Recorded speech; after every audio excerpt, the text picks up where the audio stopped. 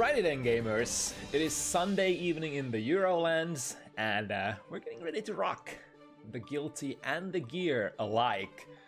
You are now watching Bounty Hunters, a weekly 1st to 7 show match event for all skill levels and regions. And the name of the game, of course, is Guilty Gear Strive.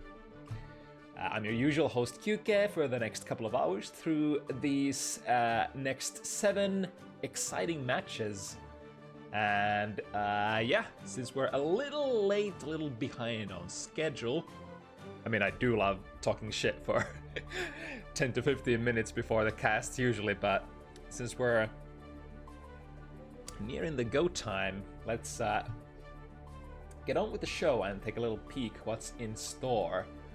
Let's get the scheduling out of the way first. So I think I had difficulties contacting Avarice earlier. So it might be the case that we need to buy some time for our Kai player and potentially play Ehmu's and Marisa's game first. We'll give Avarice for like 5 more minutes and see if they spawn. If not, we'll just, you know, proceed from the slot number 2. But anyway, new fighters entering the fray tonight for the first time on Bounty Hunter is gonna be, well, first off, our slot 1 pair, Adam Sin from Russia, as well as Avarice Kai from Germany, but also Marisa Axel from the UK, and RageWolf Bridget from, let's see, Spain, if I recall correctly. Yeah, that would be the right case. Relatively new names as well, being Crevette, who we've seen, I believe, once before, but it's been a while, something like 10 months, I think, since the last time we saw Crevette play on Bounty Hunters. Lots can happen through the span of that kind of period. So going to be super interesting to see how they fare this time around. And of course, Jetstream Mark, who we did watch last week, who entered on a sub-character for the first time on Bounty Hunters. And now the Spaniard is going to display the character there, the best known in the community, which is of course Nago, in the slot number 7. It's gonna be ZoKHiZ who answers the call tonight. One of the finest in the Finnish fighting game community. To test the mettle of Mark's Nago.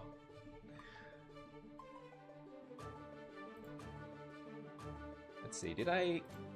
No, we did actually have them. All right.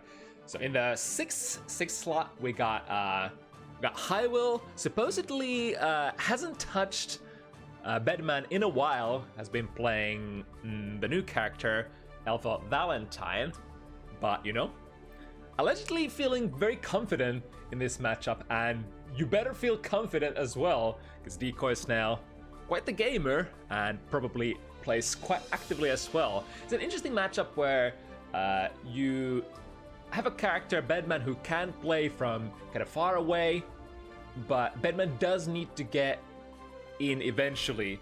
It's kind of like start from far range, proceed to the close range. Jacko, though, pretty good at keeping people out, so that White Wild Assault, the new addition to our, well, not new addition to, but new upgraded addition to our big buddy, surely gonna help in the coming battle.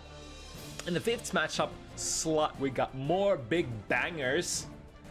Tomi, a Finnish Zato player on a roll, is gonna be facing Whammel, who Whammel's really been living in the lion's den, so to speak, recently, having been pitted against tough opponents such as I remember Atreus some while ago, as well as ZoKHiZ. And today gonna face another tough Finnish player after going pretty successfully against ZoKHiZ, I want to say. The score was something not very remarkable, but I think the contents of the match that Whammel and ZoKHiZ played previously was really great. Whammel showed, you know, ability to swim with the bigger fishes. And we'll see how they're going to be swimming with Tomi tonight. On the fourth matchup slot, we got our newcomer, RageWolf, as well as Zidine. Zidine, very steady performance. Trying to remember, yeah, it's been a while. I'm trying to remember when was the last time we saw Zidine. It's certainly been a while, probably like before December, somewhere around December we saw Zidine previously. But you know, pretty high performer as well, steady performer. Gonna be super interesting to see the newcomer RageWolf match up against her tonight. On the third slot, we got Crevette and Sifu. Sifu has, of course, been a very high performer in their skill bracket, I want to say. Having lost only a single match, as far as I can remember so far in Bounty Hunters, to KS Goldluis, who is, you know, pretty tough opponent.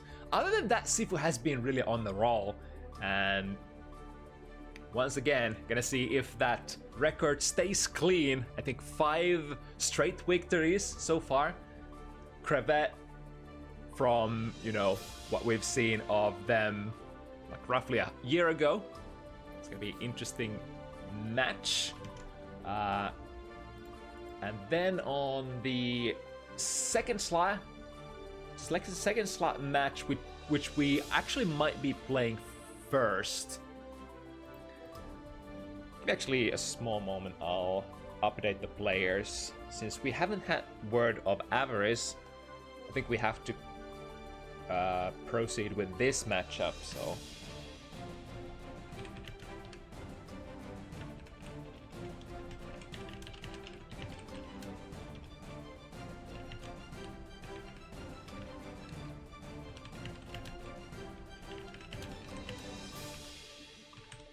we'll go with Ehmu versus Marisa first.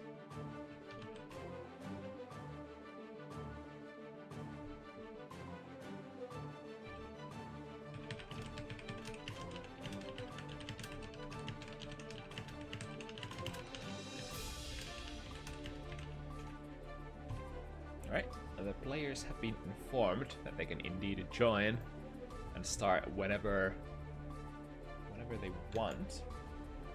We'll talk a little bit of smack till then. So Ehmu, yeah, Ehmu was on a little bit of a, I guess, a Christmas break. Overall, on a fairly long break from Chip, and broke that streak a couple of events ago. The first appearance of Ehmu's on the January's Bounty Hunters was on Chip.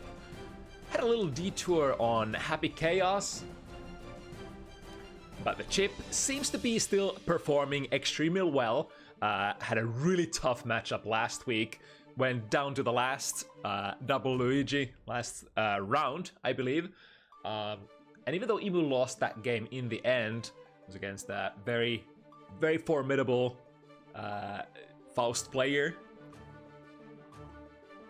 That sort of theme is going to continue this week as well, as we're facing another long-range character.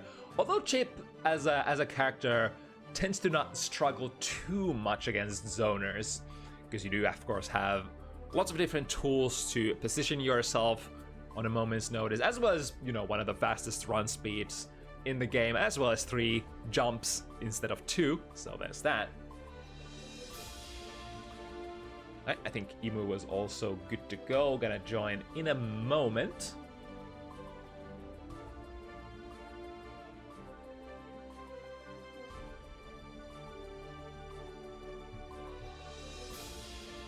And then I guess there's also our number 1 slot match, which we're probably gonna be playing later, depending on when Avarice shows up.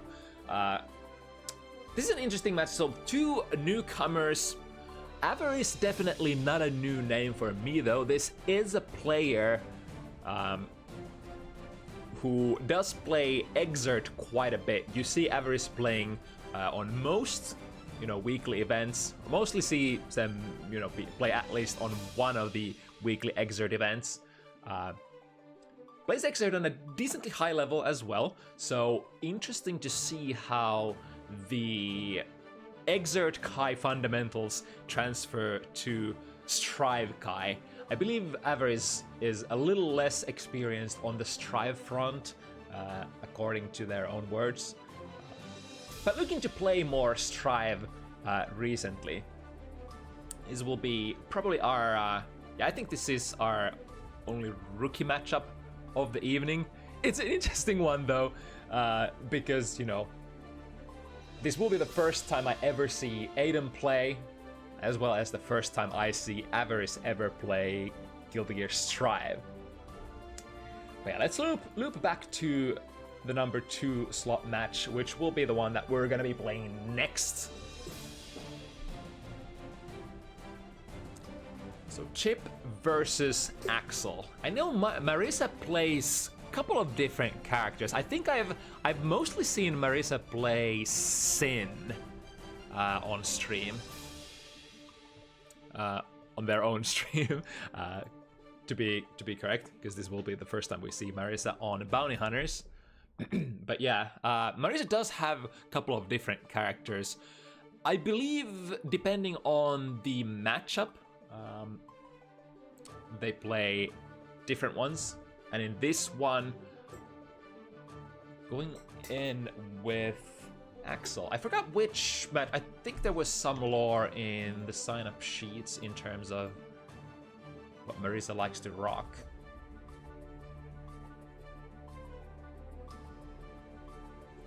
Pull that up. Yeah, there's a couple of matchups where they wouldn't play Axel, which is, pretty standard, I suppose, at this point for Guilty Gear Strive.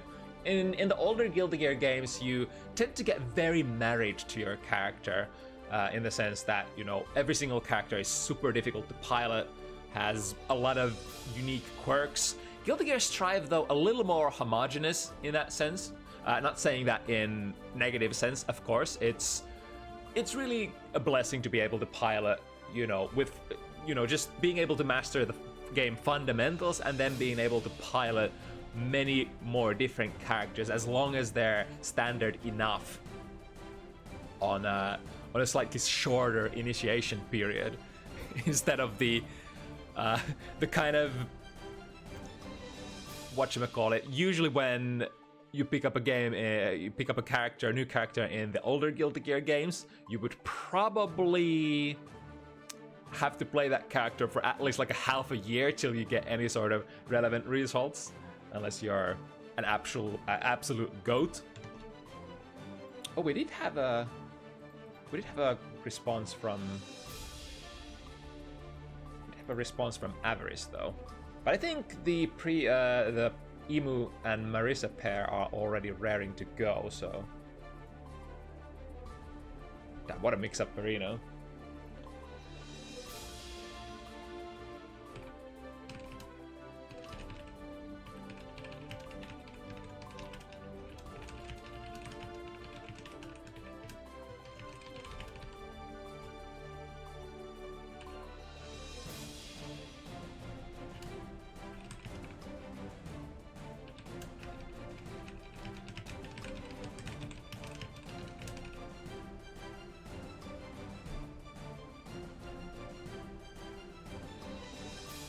Give me a moment. I'm trying to sort which match we're gonna play first.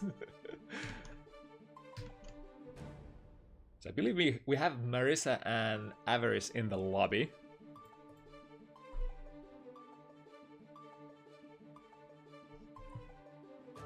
TOing is a blowout. Please hold.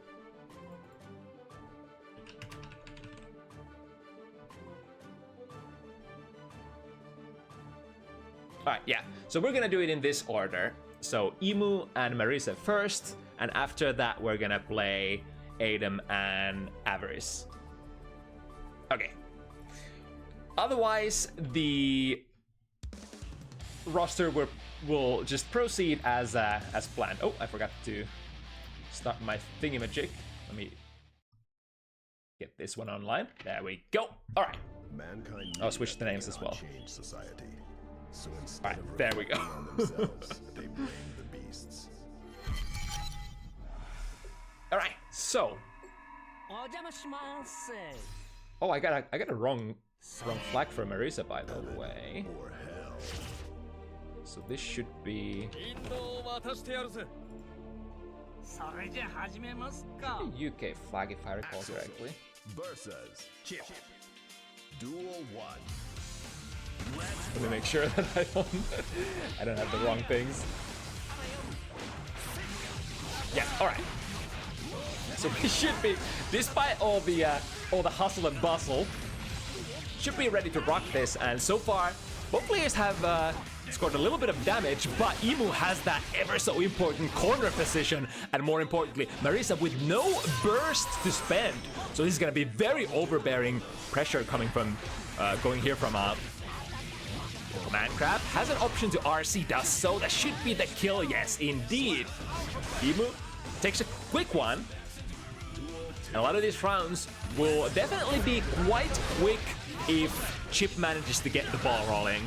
It's gonna be, yeah, you're gonna be seeing a lot of this. It's one combo, corner carry. Probably use your burst resources, especially if it's very early to the round.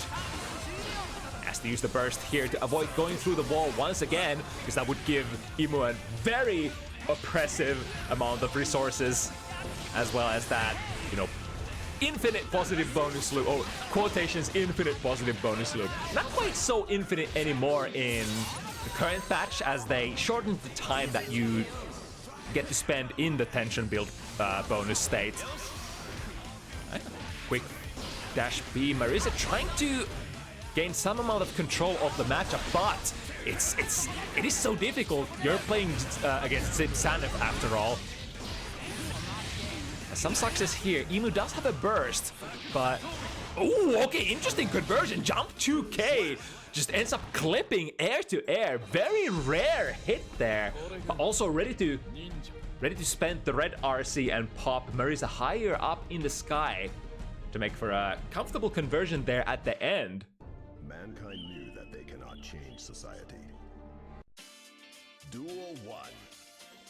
Let's rock.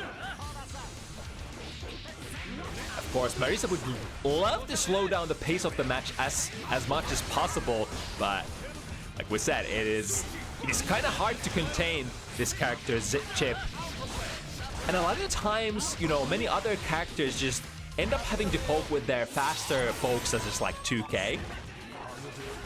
Axel really wouldn't love to do that. Axel does have a very strong 2K, but he's a character whose game plan, you know, fundamentally revolves around just keeping the opponent out, making the opponent jump like so, and then anti-airing. And implying that you would be playing with your K-normals, that would mean that your opponent is already at a range where you're fundamentally losing, right? Saving grace for oh, there are the K-normals though. Sometimes you just have to. Oh, is that patch actually gonna punish the recovery of Rensen?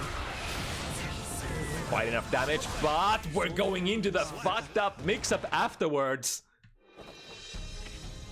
It's usually gonna be either the upwards Alpha versus Genrozan Leaf Crab, and it's kind of hard to react to which one is gonna be coming after that, because they do have sort of similar-ish startup. Ooh, starting up with the DP, and gets a little bit of a combo there. Quick 1-2. That was basically 40% of Ehmu's health already. Display showcase of how much damage Mr. Zanif takes. Here we go into Rekka 3 RC, very basic stuff, converting into a throw. Oh, interesting that the deflect shield still, even if you get it on the clone, it does sort of push back the main body as well. Full burst has been, instead of the blue burst being spent on double deflect shield. And there's more to come. Reversal super at a very opportune moment. Needs one more touch there. It needs just a quick frame trap. / too heavy. Seals the deal. Those were very, very sort of random-ish stray hits that Marisa was able to land that round. And that's probably the kind of damage you're gonna be scoring for the most part. Just damage out of random scrambles or, you know. Ooh, interesting. It started with the new. Ooh, I wonder if they ended up crossing themselves up accidentally there. The sequence looked very interesting. Rekka RC. Yep, this is gonna break the wall, and Ehmu has the resources to make the hard knockdown happen as well. Lots of damage. Chip does so much corner damage, right? I mean, every single character in this game just deals massive, massive corner damage.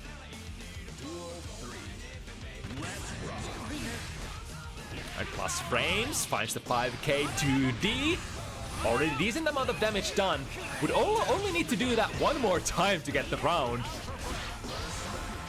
I was gonna say earlier that whenever Axel wins a round, it's gonna take a little bit more, but that's probably more historical matchup knowledge in Guilty Gear. In Guilty Gear Strive, of course, the damage is a little higher, and even... Oh, well, that thought! We got the burst bait here, and Ehmu is gonna go into the... Not gonna be a hard knockdown, so still opportunity for Marisa to play. Slow down their frames and grab them out of the air. That's the risk that you take. Especially when you soft knock down an opponent after a wall break who has 50 meter and you don't. That's a tough position to play. You think usually when you are the one breaking the wall that you're gonna get a massive advantage, but sometimes it's actually might not be so. Especially in here when you have a character who plays neutral fairly well in Axel, and if the Axel player also has 50 meter and can drift RC forward with a blue, yeah, you can easily find yourself in a situation where your frames are slowed and you can't do much to battle against that. First used by Marisa. When you had the command grab, that was a very, very daring choice. Probably expecting Ehmu to move backwards there. Ehmu with the massive advantage. Couple of slashes tried by. Really good counter there from Marisa on the landing. I think the downwards alpha from the air is a little less, you know, a little less advantageous situation compared to the upwards zip that Chip can go for. Ooh, deflect. Definitely putting some distance between the players. Staying mobile. Oh, nice whip punish there on the 2S2 heavy. Minecraft, nice reaction, backdash, counter, but doesn't get a true punish. The downside of going backdash against Axel's command grab is that, you know, well, the good side is that it's really easy to react to with just that quick tap of a button, but then it does move you backwards, so it puts you in a worse position to punish afterwards. Is this gonna be enough? Close, not quite gonna be it, but it's gonna be a hard knockdown. Marisa has a full burst ready to go. Will much rather save it for the last round. Ends up being the safer play. Chip can actually run and punish from full screen even after. Ooh, I do actually see that. Ehmu was attempting it there. So it's probably gonna be a precision kind of a play. So if you're late, you might miss it. But theoretically should be possible with the mobility that Chip has. Marisa looking for that one more hit. We are in, but no 50 meter to RC. Jump to K. Into finding the throw. Ehmu is like desperately trying to build some resources here. Would love to keep their opponent basically in a pressure loop where you don't have a lot of good options. Ooh, that's the burst, but the good burst read as well. That was brilliant play from Marisa. Knew that there was no way out of that other than just bursting. So went for a quick 1-2 RC, check if they're bursting. Opponent is actually bursting. And just take the round from there. Solid plays. Right, very early burst here for Ehmu.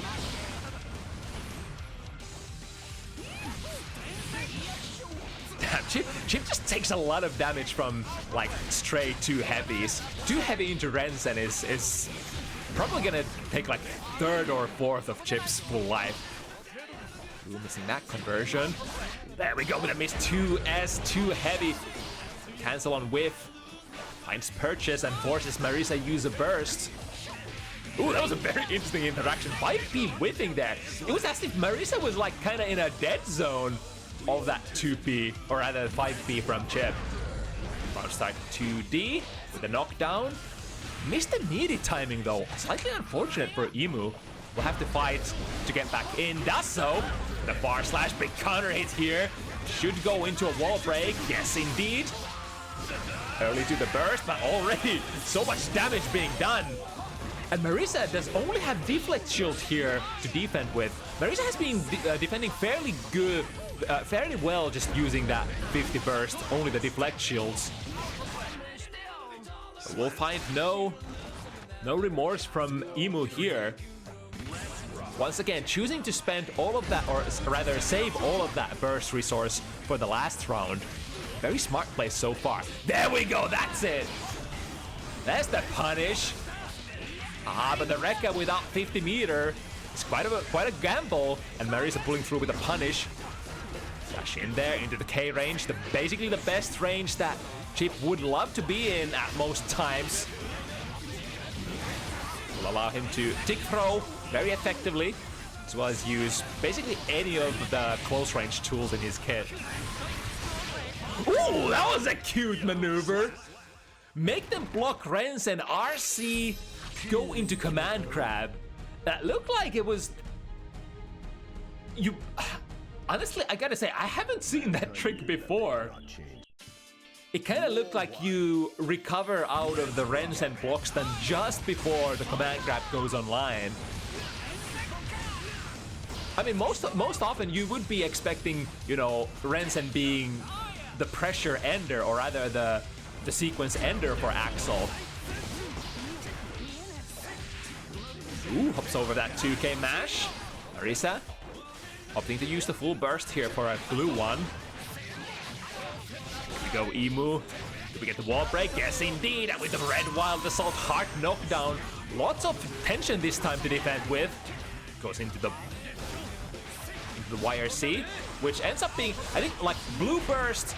If you don't have the blue burst ready to go, or if you don't wish to spend the burst resource yet, the YRC is gonna be your best bet for putting a big stop sign on the opponent's positive bonus loop. Very few other maneuvers that just consistently gets you out of there.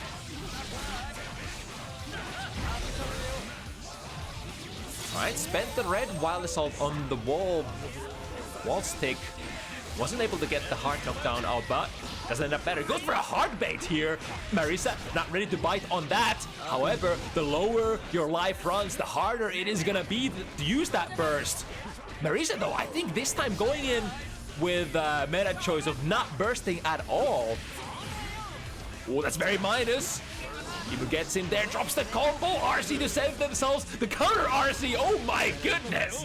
Slow down the frames and prevent yourself from getting slowed down. Good plays back and forth by Ehmu with the better position and a little more burst, or rather a little more tension to spend there. As we say, the player who has the most meter almost in any fighting game, but especially in Guilty Gear games, tends to be the player who has the last say on any given situation. If you want to hold on to a particular RPS or pressure situation, you definitely can. Nice double jump over, falls into the low follow-up. We go with the counter hit, we go into the overhead Rekka ender. He was still holding down the fort in the corner. Very brave, dashing forward 2K, he's out! Marisa gets out of there.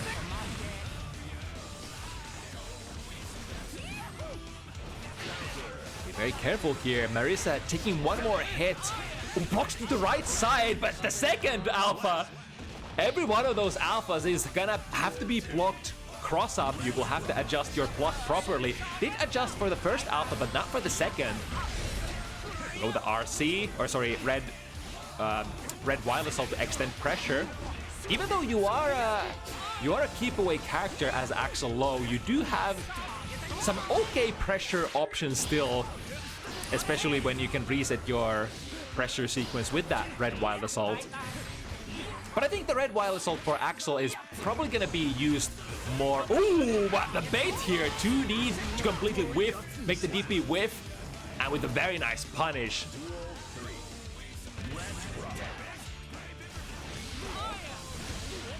Good anti-air. Doesn't manage to pick up the full combo. So Ehmu gets to advance and block right. Oh my goodness, that was a lot of respect there. I do think, if I recall correctly, the 6K overhead is plus on block. But converting that into a command grab, demands quite a bit of respect from the opponent. Any hit is gonna do here, yeah, of course. What else would you go for other than an alpha blade? It's gonna be especially that upwards alpha. It'll be kind of a maneuver that does not deal too much damage, but is a little hard to deal with. Not just the hit itself, but also the follow-up situation. Once again, round starting with an Axel bomber that previously was, oh, nice burst bait, waiting there after 2K. And it was quite of a hard commit as well. If you go into 2D, you can get bursted, but Marisa was specifically waiting for it this time. 5B preventing, ooh, nice tumble into the Van Vision. We got the combos, we got the sauce. And the wall break? Not quite, but still in a good position to pressure. Nice, sees the frame, sees Ehmu drifting forward, gets the throw, and now the fully charged Whistling Wind. Quite a deterrent, especially against characters who don't have these. Oh, but here's a bait from Ehmu instead. Got the not the golden RC, the yellow RC bait. Into red wild assault, get the frame trap into massive damage there. That was a 60% damage combo on Chip. Damage ends to, stack up quite fast, especially if you have a little bit of risk on the opponent. Really nice burst bait again, that should be the kill. Close / bomber. Damn, both players with these extremely valuable reach on system mechanics.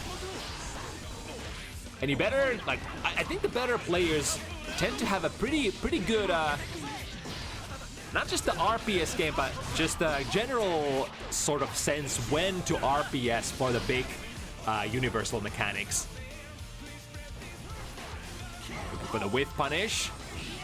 Running under the 2B. Deflect shield putting Ehmu in a full screen position once again. 5B misses on a crouching opponent. And now Marisa potentially looking for a checkmate. Oh, misses the air throw, but Ehmu ended up missing the ground throw as well. I think Ehmu was, they did see the throw whiff in the air, which probably prompted them to react and try to tech the throw. Ended up taking the throw on the ground and putting themselves into a lot of recovery there, which Marisa then in part was able to exploit. But we are 4 points even. These guys have been going neck to neck so far with the big damage combo from Chip. No resources to unfortunately take the heart knockdown, but I think Ehmu is going to be fairly happy with the amount of damage that they dealt earlier. However, here comes Marisa, equalizing the situation. Ehmu with the full stick of butter ready to go, but do we get to utilize any of that? That's one way to do it. Just Goopa stomp them with the 6. Oh, this is a big gamble. Marisa went for the big full charge 5D, but ended up missing it just by a couple of frames, I believe. Still able to procure the round though. Ehmu down a round here, but a big burst lead going into this. It's gonna be hard. Axel is, of course, that character who, unless you have meter, unless you have burst meter, there's not going to be much that you can do other than use the universal mechanics. Just IBs, FDs. No meterless DPs to speak of. Alpha Blades fights the soft knockdown. Here we go. Tries to get it with a 6K. Marisa staying tight, but ends up standing up before the low Rekka comes in. Nice, good 2K 2D, ends up prompting Ehmu to burst immediately. Marisa gets out of the corner, would be a solid position. There we go, Axel Bomber is gonna buy quite a bit of real estate for Marisa. After 6 heavy guarantee, the pressure continuation. I think 6 heavy minus on block usually, which is why Marisa chose to go for that RC here. Ehmu with a lot of bursts. So oh, tension! Oh, he's gonna punish again! Once again, the whiff punish on the missed Frenzen. Very difficult to punish for a lot of characters, I guess, other than Chip. Interesting question. Can you actually do that on block? I don't think so, right? It's gonna have to whip. Oh, big counter hit DP round start. Look at that damage. Marisa has definitely let that combo out, because it's not the first or the second time that they go for it. RC, is that just it? Axel Bomber guaranteeing the max damage. Not quite the nail in the coffin this round here, but a 2P2 heavy frame trap gets the job done.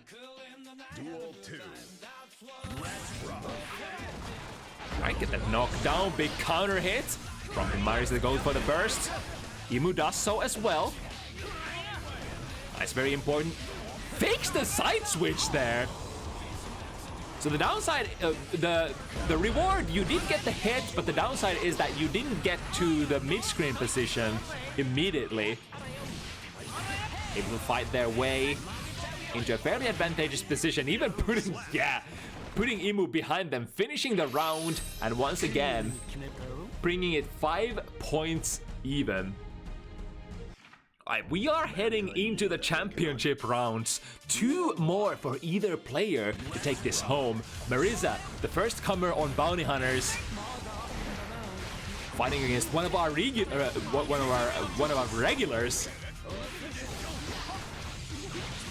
Ehmu finds the hit. Both players once again have spent their blue bursts. Having the RC that to keep the pressure going. Ooh, that was kind of cute. Using multiple overheads though, but a little harder to convert out of those jump Ps. Marisa with the back turn incident though. No clash cancel there. Kind of hard to react to. You probably wouldn't be expecting that thing to clash very often, huh? Especially from that range. 2S anti-air, this time managed to get the full conversion. Looking for one more hit. Ehmu, 50%, ready to spend.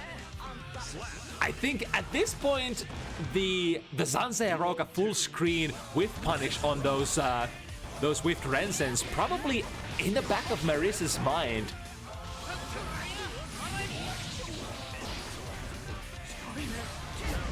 And plus frames. Ehmu tried to dash forward after that, after the rainwater. There we go, counter hit to edge Rensen, looking for one more of those. This time Ehmu does not have the meter to make that whiff punish happen. Oh no! The combo drop ends up being critical potentially. After the 2K 2D, chip damage is potential here. Doesn't even have to rely on the chip. Ooh, cool chooses of buttons here. Going with the jump K, which I believe is Axel's fastest button in the air, because your jump P is a little different. Nice, pressing all the right buttons, keeping the ever fast moving ninja in his place. Oh, but here's a good whiff punish with the dash speed, even after 2 heavy. I think Chipwin, one of the few characters in the game who can actually whiff punish just that straight up 2 heavy on the ground. Oh, jump heavy goes into the wrong direction, and Ehmu ready to strike. Is that gonna be enough? Yes, indeed. Damn. Some really clean whiff punishes there, and punishes overall for Ehmu. is gonna be the one going into 6 points first. Cannot change society. Especially that whiff punish on that too heavy from Axel was what I'm still kind of baffled about. But hey, if you're playing a character who's so focused on the whiff punishing aspect of the game, you better be good at those whiff punishes if you want to play at a higher level. Man, grabbing that was that far slash from Ehmu. Very interesting interaction there. One vision is activated. And gonna be utilized here. I believe while the one vision is in the time stop mode, you can't stick them to the wall, right? An interesting train of thought.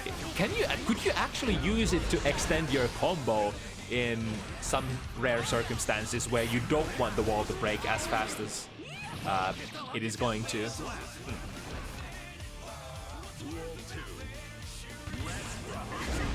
There we go with the big round start once again. Yeah, Ehmu remembers just how much damage that is gonna do. So spending the burst right off the bat. Dash in, quick 1, 2, 3. Ooh, that was a drive-by jump heavy if I've ever seen one. Air to air. Get into a... Yo, with that counterplay, the throw out of the downwards alpha. Like we said earlier, the downwards alpha not as safe as the upwards one. Oh, that was dangerous looking. Missing with the 6 heavy, I believe that was. Still got the wall break. Here's the burst. And another one. We grappling here. You wouldn't expect Axel to, go for the close range plays. But he definitely can. Guilty Gear is a game where even the deep keep away characters do have some amount of pressure available. And even though from the older iterations of the game, Axel did lose his 3P, which ended up being the primary way of, pressuring opponent close range, producing plus frames. Even if you don't have that anymore, Axel still has, some resemblance of strike throw game in there. I mean, every character does have a close slash, which is technically a strike throw situation no matter who you play. But now 6-6, this is gonna be the last one. Backdash ends up missing or making the upwards alpha miss. Are suspending the burst here into the throw once again. Is that gonna be enough? That would be big. No, drops a combo. But the up follow-up of Renzen puts Marisa on set point position first. Now Ehmu will have to find 2 in a row.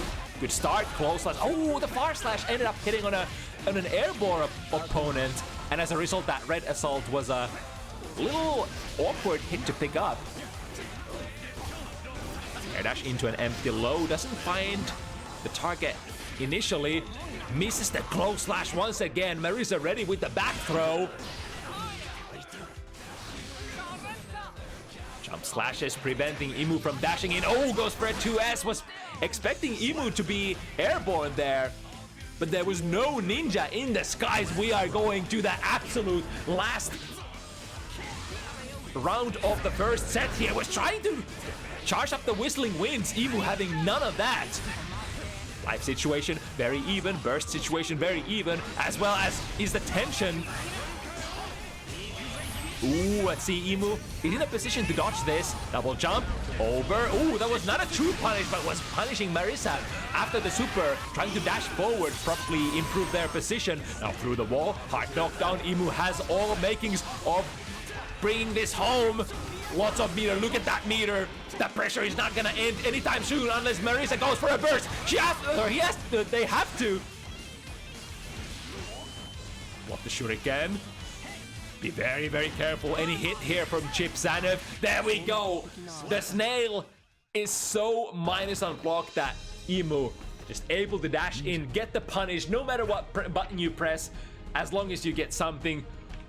What a set. At the very end, Marisa getting a little bit of a lead, but Ehmu having gone neck to neck throughout the set, able to flip it back once again and come out of that set victorious 7-6. Well, this is the second week in a row that Ehmu makes it so entertaining.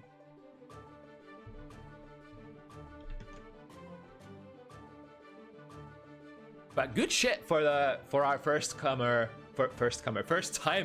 Marisa, and hoping to see Marisa in future bounty hunters as well. If this is the stuff that's you know, I think we've had a distinct lack of the higher level Axel players as of recent, so very welcome addition to the bounty hunters roster for sure. All right, rotating back to the number 1 slot.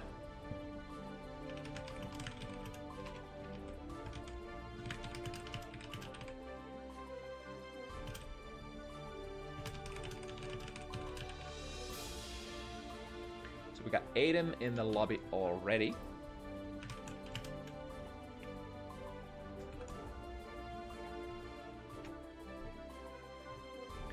And Avarice is ready to go as well. So looking back to this matchup, more newcomers. Ehmu, the Russian Sin player. QK loves that, being a Sin main as well. And Avarice, when it comes to Avarice, bringing the Kai play from the previous iterations of the game. I'm talking about Exert. This is a very active American player situated in the European community, I believe hailing from Germany at the moment. And looking to get a little more active as far as Guilty Gear Strive goes.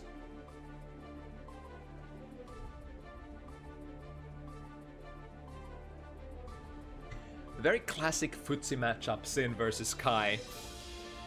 Two characters who have very far-ranging pokes, but especially good convertibility when it comes to those pokes. And I think that's been even more improved since the addition of Red Wild Assault. Both of these characters use the Red Wild Assault extremely well. And especially Kai after having his far slash buffed. Actually, it was not just far slash. A lot of his neutral buttons just got better overall. But far slash is probably the most notable one of them. Having a very comfortable far slash into Red Wild Assault conversion. Basically allowing either one of these characters to just explode into a wall break, no matter where on the screen or on the stage the battle is happening.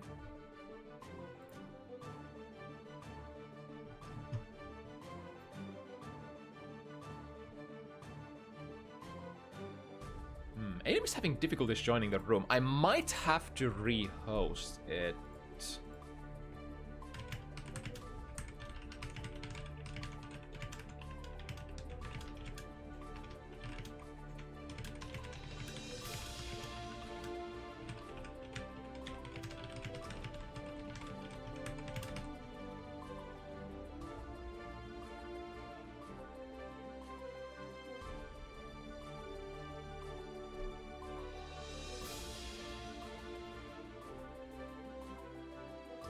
We got Avarice in the room.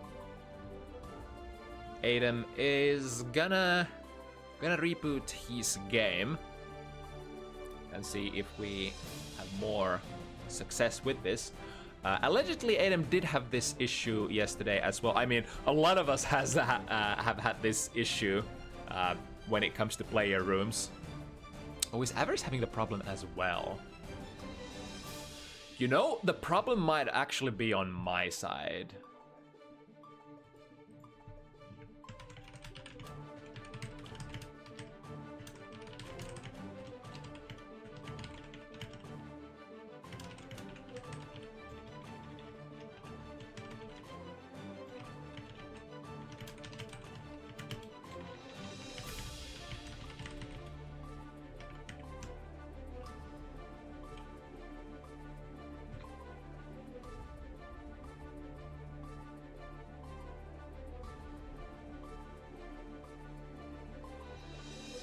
short intermission doing TOing.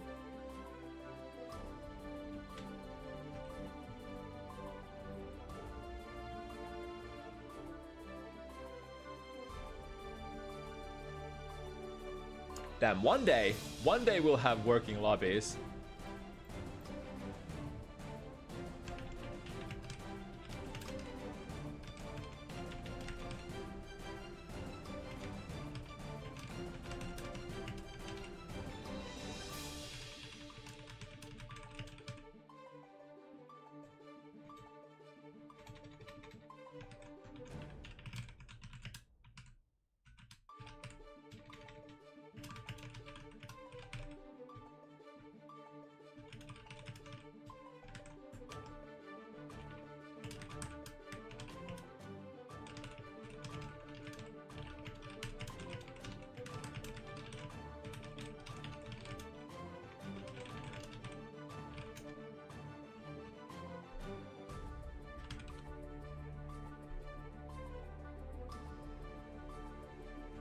Alright, we have the new lobby.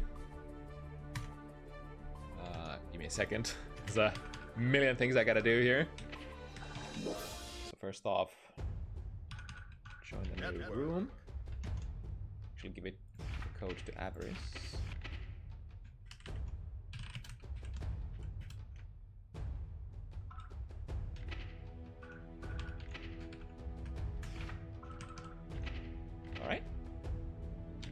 See the room. Can we enter the room?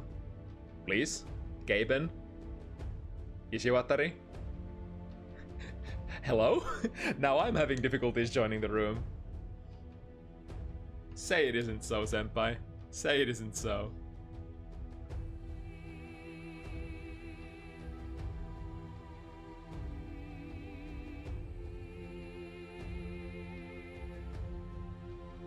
It's just connecting to the room and nothing's happening. And I'm stuck here. Huh. Well, failed to connect to the room. Alright. Is this kind of so it's really hard to say because both Avarice and you know what? I'm gonna reboot my game. Let's do that. Because it might as well be that like it's just fucked on my side for some reason.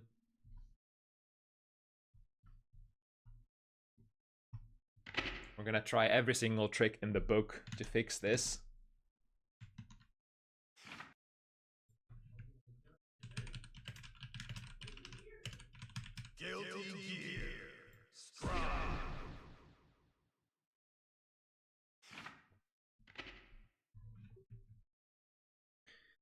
So after this, we'll have all of the players as well as myself rebooted the game. So if this doesn't work, then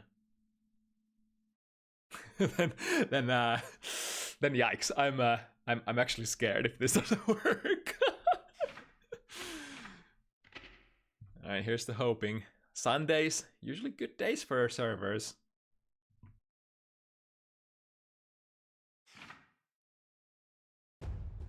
It's a little hard to tell where the problem lies as well. Is it the servers? Is it the players? Is it me? Alright, let's give it one more go.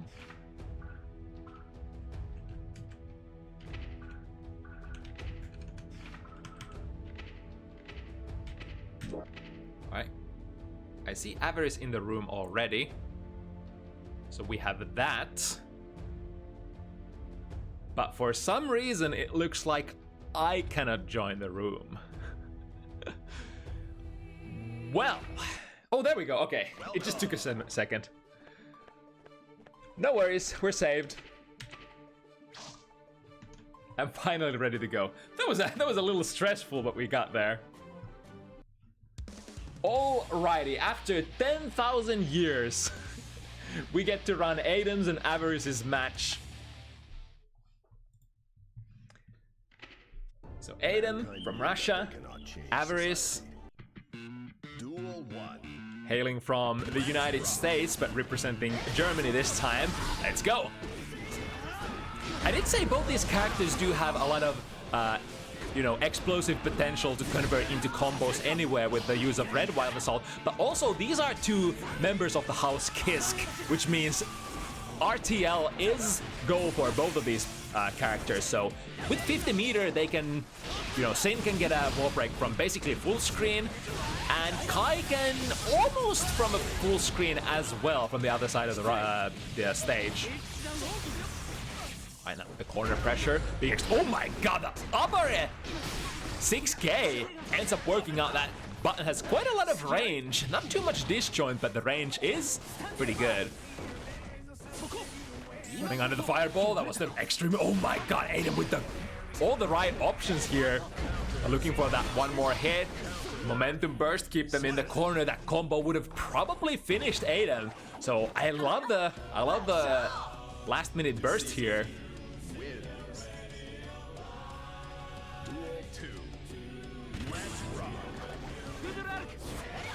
Pushing with the Pudra arc. And of course Avarice.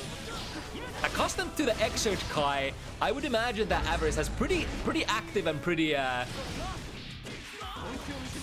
what's the adjective I'm looking for? Pretty good air fireball game. I think the air fireball is a little less relevant in Guilty Gear Strive, but they still do quite a lot. Oh, here we go with the RTL. Oh, interesting. Went for a heavy fireball there as a punish. I wonder if that was a miss input. DP from downtown. Oh, the air fireballs into Stun Dipper RC, the basic Kai stuff. Still works up as a sort of a neutral skip or an attempt to neutral skip. Stun Dipper into RC. A sequence as old as time itself. Ooh, with the air throws. This is definitely a Legacy Gear player. We're not able to block the burst though. Even despite that RC. Hit him with the combos. It was a little too far for the DP wall break. Usually the DP is gonna be the optimal damage ender, and it's gonna deal the most wall stick damage as well, or wall damage if you will. With a little bit of a bait, the neutral jump heavy. Avarice opens it up, 1-0. Duel 1. Let's rock. The delayed elk hunt from the round start. Him spinning the burst. Maintaining the positional advantage. But as long as your back is not completely against the corner, Kai usually has pretty decent tools to move around and maneuver. Ooh, again, the Legacy Gear air throws are here. It's really interesting how, you know, the air throws are still very effective, not necessarily as effective as in older games, and I think especially since air-to-air buttons are so damaging in Guilty Gear Strive, you know, you get a counter hit, jump slash or jump heavy. Many characters end up converting that into at least half of your opponent's life. Because the air-to-airs are so damaging, I guess, is one of the other reasons why you don't necessarily have to use air throws as much in this game, but they're still essentially the fastest, you know, air-to-air available for any character. Yeah, there we go. Sees the opponent trying to air dash out of the corner, ready with the air throws. And I keep saying that, it's like you really do sort of you're able to separate the legacy players from players who started with Strive very easily, observing their air-to-air habits. Here we go with the big starter. Misses the pickup though. I think Adam has as well been going for the slightly newer route that Sin has. After the hoof thump gazelle hunt, going into 2K close slash link, which is a little harder to land than just going into close slash raw. But does give some extra benefits, especially for meterless combos. Ooh, tried to double it up with the gazelle step. Aver is ready to mash that out. The Gazelle, oh, frame traps into 5 heavy. Big counter hits. I tried to go for the double up again, but Aver is having none of those pressure resets. And the Gazelle pressure reset really is a slightly greedy option. It's very easy to sort of check on reaction out of anything but the Elk 2, which is the only special move from ZoKHiZ that produces massive amount of plus frames. Right, with the air control again. Kai does have a lot of tools that can stall his momentum in the air. Not just the air fireballs, but also the jump Ds. Daring DP, keeping Averys in the corner. Went with the 5B, which ends up missing on a crouching opponent. And here comes Averys, missing the ender there. Saving themselves using the 50 meter, but it was a very expensive save. Missed the clean hit here, actually went for a... Ended up getting an OTG hit for that Tyrant Barrel. Ooh, Ehmu had the right choice there, but Averys was ready to RC the fireball. Aggressive burst, keep the opponent in the corner, but the jump out of that Gazelle step once again. DP, yes, there we go. And I think Ehmu did have the stamina to attempt one more cancel there and go into the Gazelle step after the second hit of the, or the follow-up of the DP. There's just a lot of things to keep in mind when defending against Sin. As long as Sin does have stamina to spend, there could always be the last Gazelle step after any amount of special moves. Ooh, the deflect shield actually didn't move Averys anywhere because it was already in the corner. I think in case of deflect shield, you don't end up getting pushed back yourself. Oh my goodness! The DP is clashing. Ehmu with the faster clash cancel. Finds the low with the 2 heavy, but no conversion. Falls into a close slash. Ehmu unfortunately missing a lot of conversions here. Let's see if that ends up biting him in the ass in the end. Here we go. That should be in, right? No! Ends up doubling up with the Gazelle step again. That was so many missed conversions. Slightly tragic there for our Sin player. But in the heat of the moment, it can be hard to, you know, finish your combos in a fast-paced game like Guilty Gear Strive. We go this time? Yeah. Ehmu did miss the 2K close slash link earlier after Gazelle step, so opted to just go for the easier combo here on the second combo. And perhaps in events like these, like tournaments, double elimination brackets, show match FT7s, it might be beneficial to go for your so-called tournament combos. So a lot of players tend to go with slightly easier combos when they are in high-pressure situations such as tournaments. Because in situations like that, your nerves are wearing you down, your hands might be shaking a little, so you might find more consistency with, you know, combos that you can just dial into, so to speak. Ooh, double it up with a 2 heavy there. And that move being a low requires the opponent to be standing, or rather crouching down. Here we go, flip to the other side. Ehmu is very loaded with the meter. What are we gonna use it for?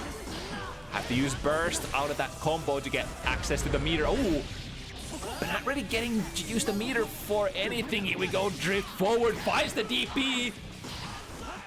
The big struggle to find the relevant hits here.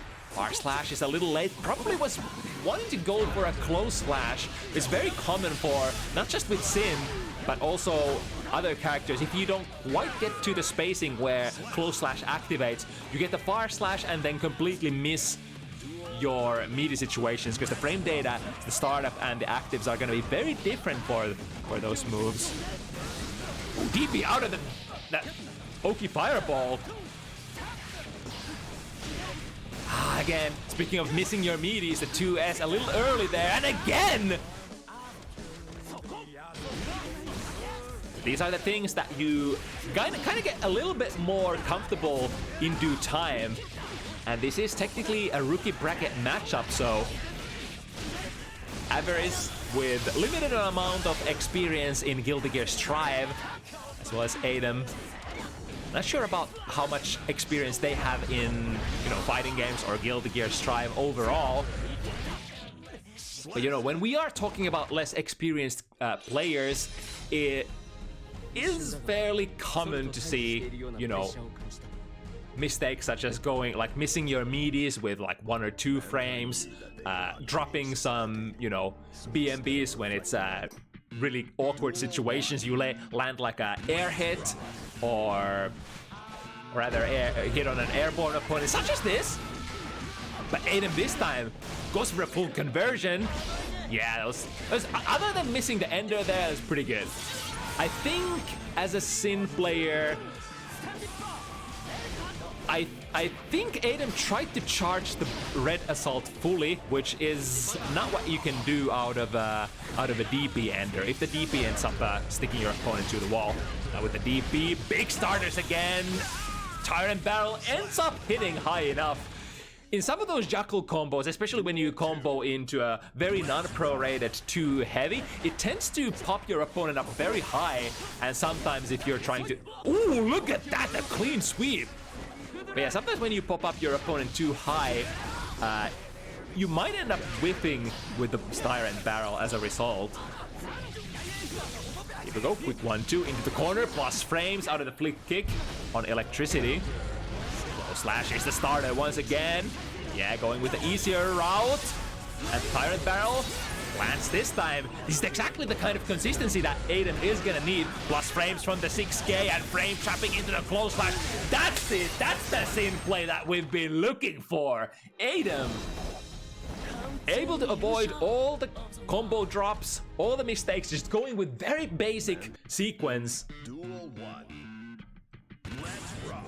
And honestly, those are the kind of plays that you don't really need, even in a difficult game such as Guilty Gear, you don't really need much.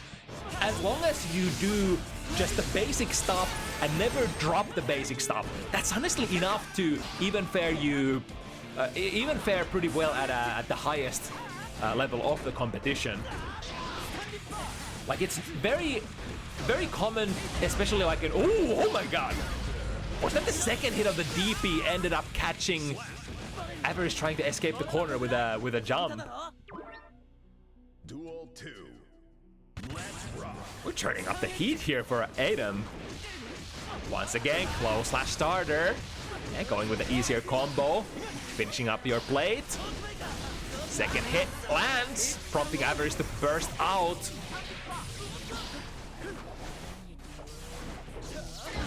Ooh, that was a cute air stall there, but as a result falling into the active frames of the 2 heavy. Now it's Ehmu who uses their burst as well. No combo breakers available here.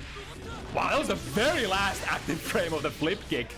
Landing on the electricity again, and the fundamentals from the past. 6P ready to go. Sin Kisk overall doesn't have like the best jumping normals overall, so should be fairly simple for Kai to land those anti-airs on, any standard double jumps, air dashes when it comes to jump slash jump heavy.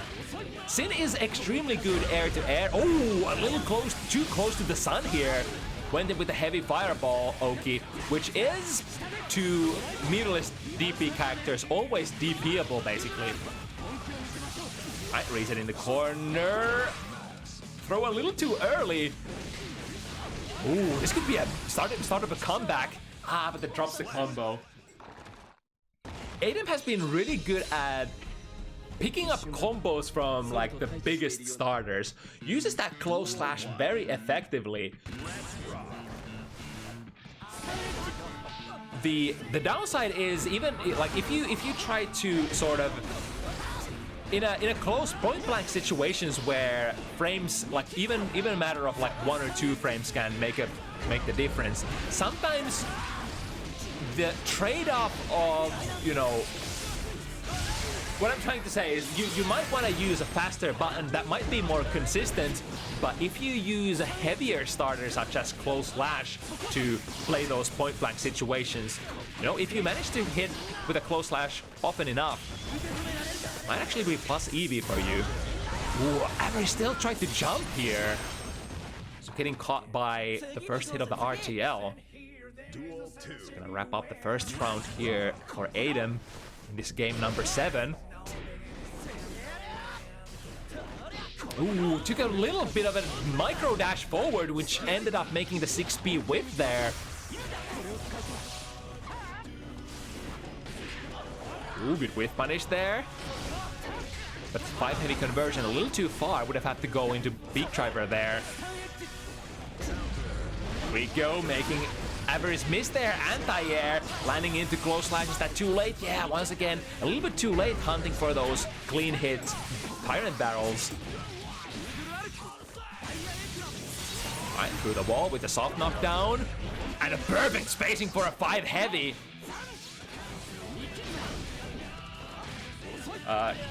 Give me a moment.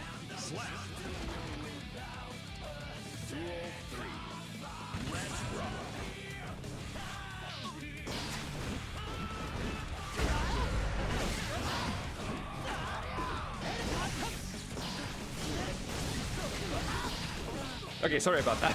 My wife's cell phone was going off. She left it in the room. Right, through the wall we go. Looking like Ehmu is working with a really nice round, forcing Avery's to use the burst here. Coming down with the jump heavy. RC connects. Ooh, misses the DP ender. And gets caught by Sin's second hit of the DP. That DP from Sin is very tricky to deal with, especially if you don't have experience with Strive DP.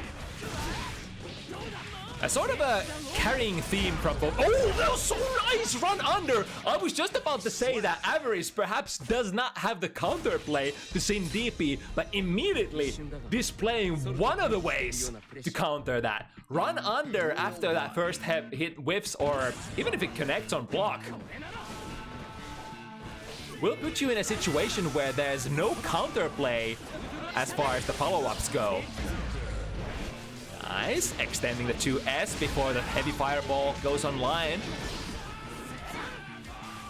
A bit of a miss there at the end. The newer patch combo routing can, like we said earlier, pop the opponent a little too high for enders such as Barrel and Elk. One more hit. Yeah, there we go. Well placed far slash. Ends up working as a meaty. Ehmu is in a slightly awkward position here in terms of the score. 1-6. Avery's has a massive lead, meaning Ehmu would have to win 6 in a row from here on out to bring this home, so to say. There we go, 6B. Puts Avery's in the corner. 5 heavy hits, no hit confirmed though. Into Elk and into a quick cancel into Tyrant Barrel. That's a Street Fighter conversion. That's a really quick hit confirm if I've seen one. Missed. Oh, never mind. Okay, I was about to say missed. Looked like they missed the Kara cancel there for a moment. But then, even after the Gazelle step, Tyrant Barrel ends up kind of ghetto frame trapping in a way. Good escape from the corner by Avery's. Plus frames from the Elk 2 into Gazelle step. That is the one way that you can make Gazelle step approaches very plus for Sin. Timing on the burst, gets the gold one. And now what are we gonna spend all that meter on? DP into... that was a good idea! Wanted to go for the Kara DP, the Kara Super out of the DP. The timing was not correct. Oh, nice! I wonder if that was an attempt for Avery's to air throw, but got the jumpity instead. Nevertheless, either one of those options would have worked out there pretty well. Now into the BMB conversion, misses it, ends up trading as a happy little accident. Get the ball break, soft knockdown, but this is gonna bring Ehmu some really decide. Ooh, nice jumpy. jumpies in general tend to not convert as comfortably. Oh, hold that thought. Missing the pirate barrel once again. But you know what they say about happy little accidents. Miss one, and it's a reset.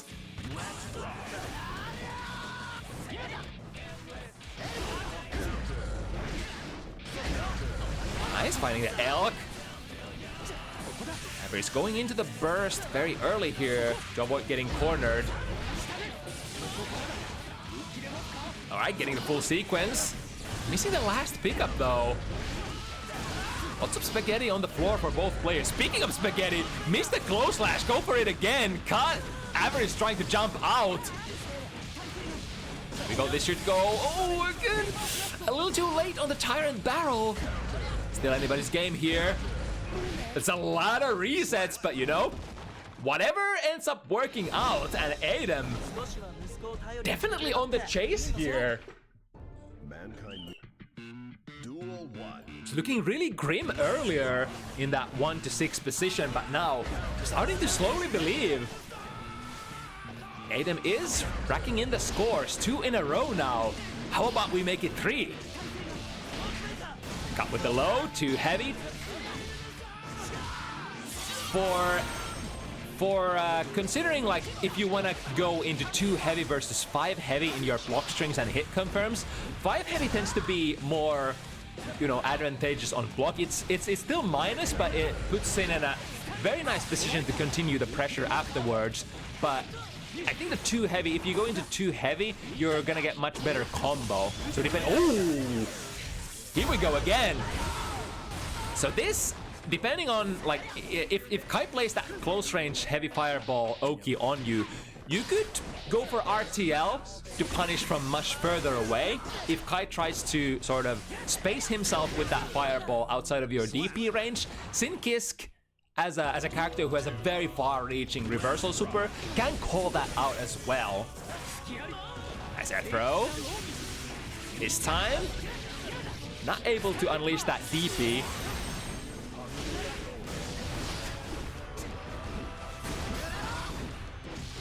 Right, finds the low again with 2 heavy into that. Should be a good hit, yes. And probably choosing to unleash it a little earlier here so that we don't risk going into the OTG. Let's see what Avaris's move here is. It was a little too high in the air, so the RTL ends up whiffing completely. The double jump. Oh my god, some RTL shenanigans from Avaris as well. But that was a little awkward position. Ended up whiffing on the second hit. Kind of a dead zone there. Burst to avoid getting killed right here. Ehmu still somewhat in this, but not being able to pull through with the DP on that meaty heavy fireball. Kai wins. DP would have gotten you out of there, but you know, pretty decent play from both players considering the skill bracket here. Avaris winning on their first entry on Bounty Hunters, making it past the game, or improve. What's the word I'm looking for? Ascending the games from Exert to now Guilty Gear Strive. And looking like they have a really decent base for improving upon.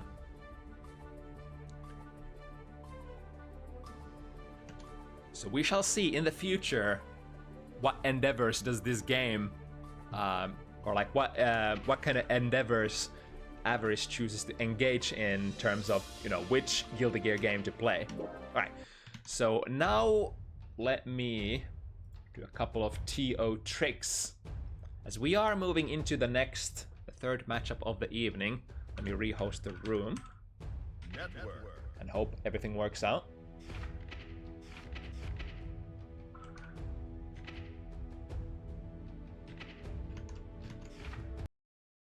Welcome.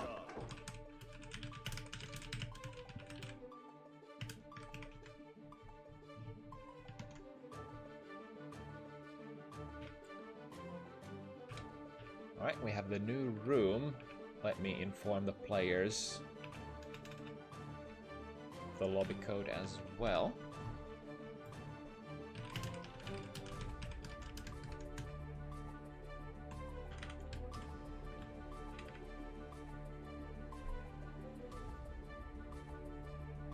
let me update that in the pinned message as well.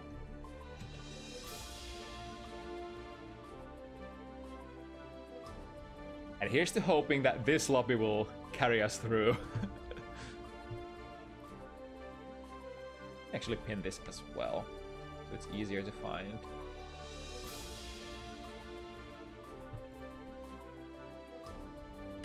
All right.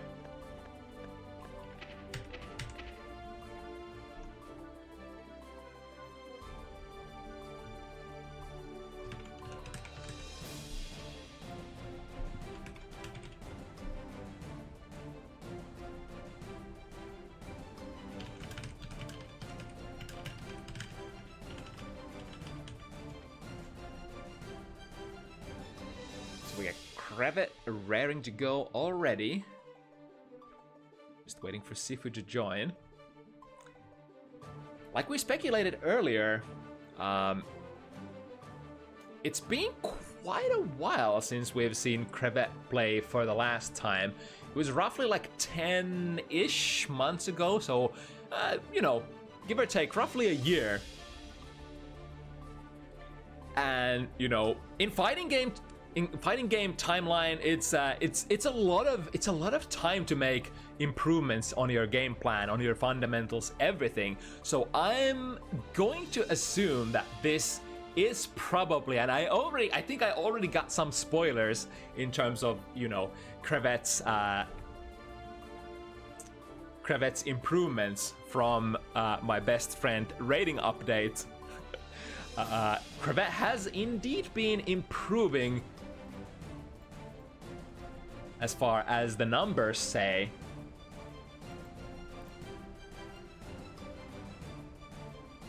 But now we'll also get to see on screen what is what.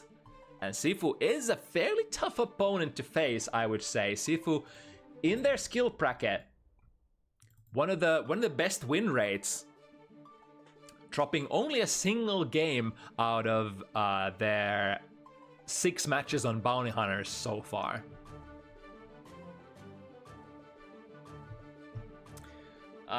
Say it isn't so. No answer from host again.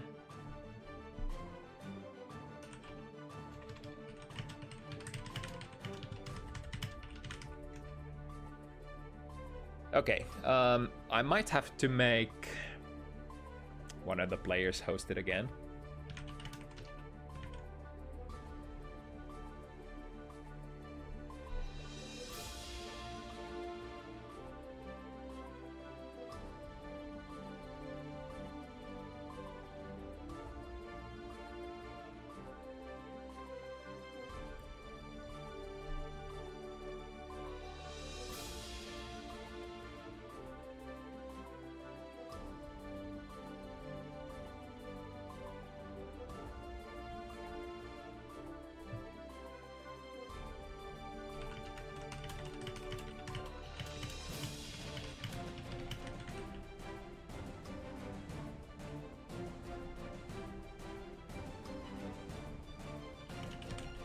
Oh, never mind. Okay, we in there finally. Maybe it's just like, because I had difficulties joining the previous lobby as well. I had to try like 2 or 3 times to get in. So maybe it's like, it's nobody's fault. It's just bad server day.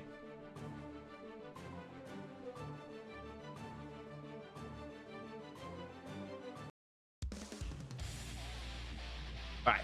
But despite all the difficulties, back into it we go. Crevette versus Sifu. Duel 1. Nago versus Baiken.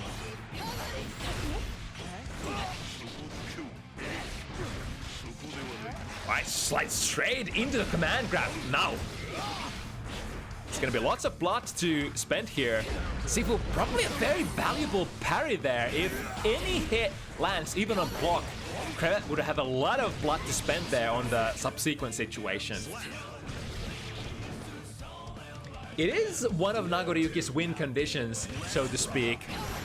Get the blood-sucking universe in, and after that you have so much blood coming in, so much extra time to perform more special moves that you put the opponent in a very awkward situation. Not only do you get like good strike throws, you also, in the advent of Season 3, you can now do like really hard to react to high-lows as well. Since the DP first hit ends up being, or is it the second hit? I forgot. Yeah, it's the second hit that's overhead, not the first hit. We go with the 5 heavy. This is with the second hit, but crevette still has a decent claim on this first game. Using the burst here. And still decent amount of blood open if crevette wants to try to skip into the guard of Sifu. Sifu, though, gets a good jumping in. YRC using all the resources available to not have to block any close range pressure from Baiken. You are the more keep away-ish character after all, especially when Nago has high blood. Your buttons do increase in, or get faster in terms of startup, as well as, you know, gain a lot of that good old reach. So especially on higher bloods, you sort of transition into a semi-keep-away character as Nagoryuki. Especially due to Baiken's limited reach in this matchup. Now Sifu, ooh, the 5 heavy ends up actually doing it, despite crevette having a very explosive start. Sifu pulling 2 back-to-back rounds and taking the game for himself. First one.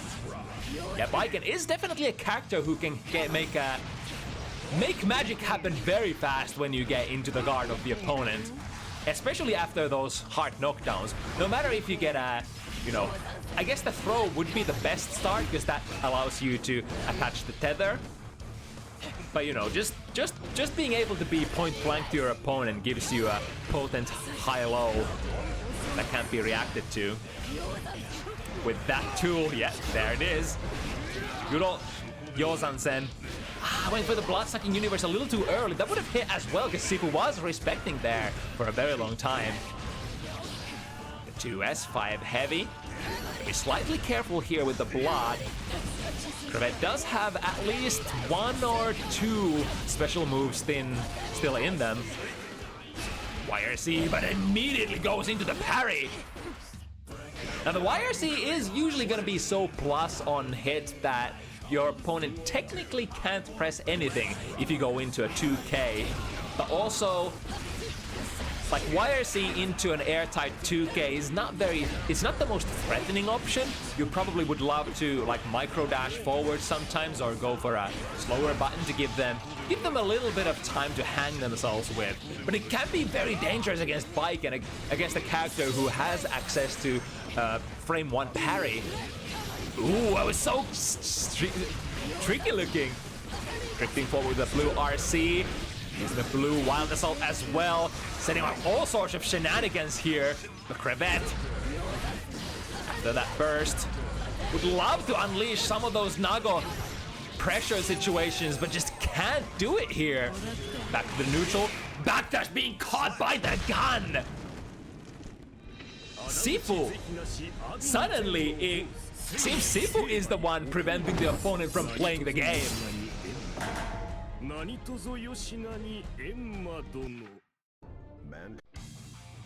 And Nagoryuki, when it comes to blocking close range pressure, he has that, you know, extended throw range.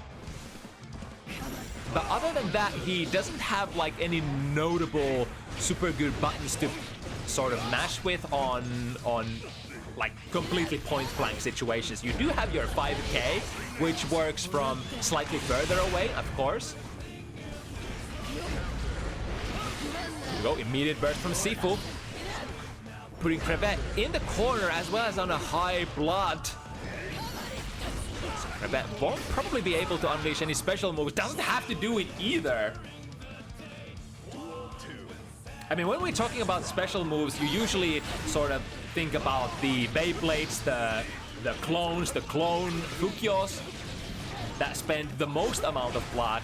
But even in high, like relatively high blood situations, especially if you have blood still coming in, so if you have recently landed one of your heavy buttons on the opponent, you can still usually make at least one Kukyo happen.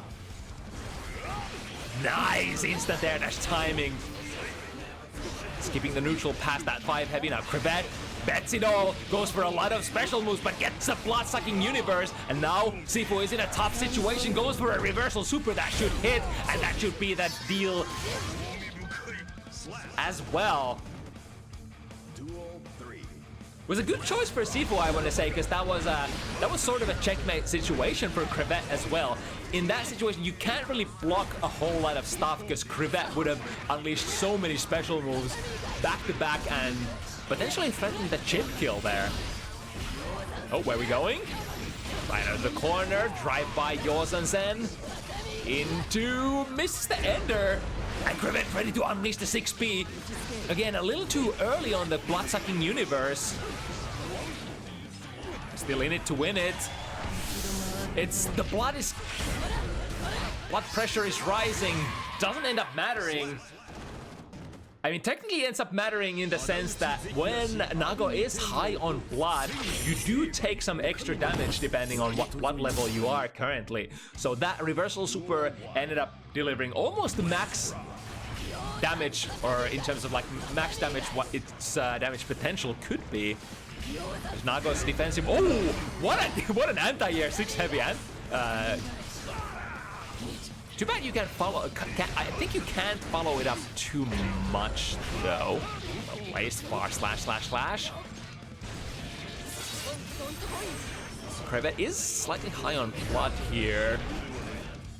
Ooh, just in the nick of time. The blood pressure starts going down. Fire C, get me out of here. Perfect.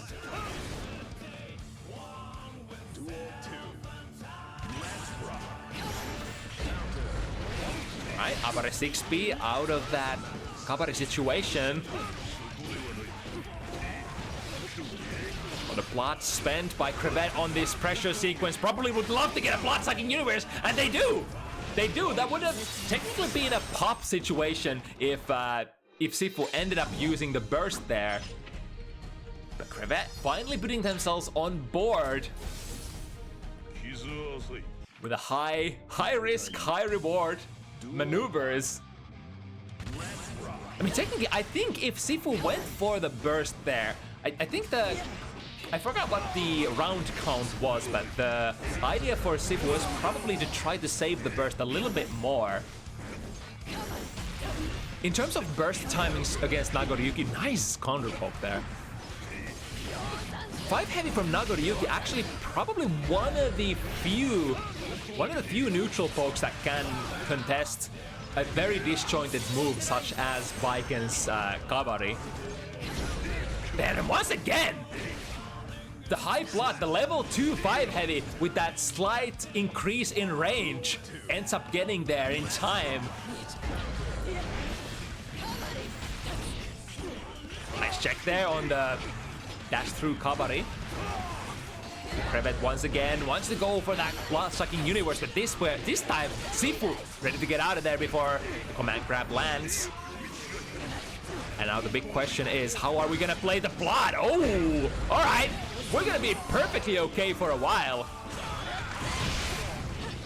Now he's able to pick up the combo initially by Sifu, but missing the follow-up.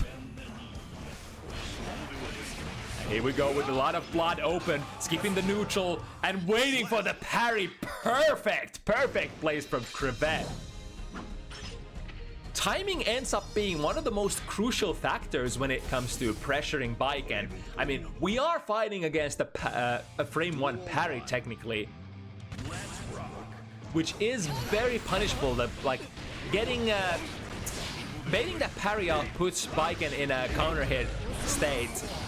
So if you can delay your buttons enough, you can get some very damaging pressure starters from sort of low risk situations. But speaking of risk here, crevette does end up avoiding the touch of death combo. And with a full stick of butter or an empty stick of butter in in Nago's case. In some ways, the blood pop, if the opponent doesn't end up finishing you, it is sort of like a complete reset to the round. Because as we tend to say in the industry, sometimes the life is just there for the aesthetics. Life is another resource that you can spend to achieve the means to your goals. Ooh, that was so tricky, crossing up and going into a low 2D. Nice starting it round with a little bit of a neutral skip here. White wild assault. Very different kind of wild assault from the other types. The other types tend to be a little more aggressive and can be used to create combos or pressure situations. The white version of the wild assault tends to be, you know, reserved for trying to brute force through the neutral. It's available to all big body characters. Uh-oh, we're popping here. Do we get to touch that dead? Yes, there we go. One of the most important concepts when you are comboing Nago during the plot pop is to try to extend your combo as long as possible in terms of time. Because technically, no matter what kind of combo you are performing on Nagoriyuki, the damage is gonna be high due to you getting like around, is it 60%? 60-70% from just the blood burn alone. So a lot of the times your goal ends up being trying to get to the end of that blood rage and then landing a final hit with a strike.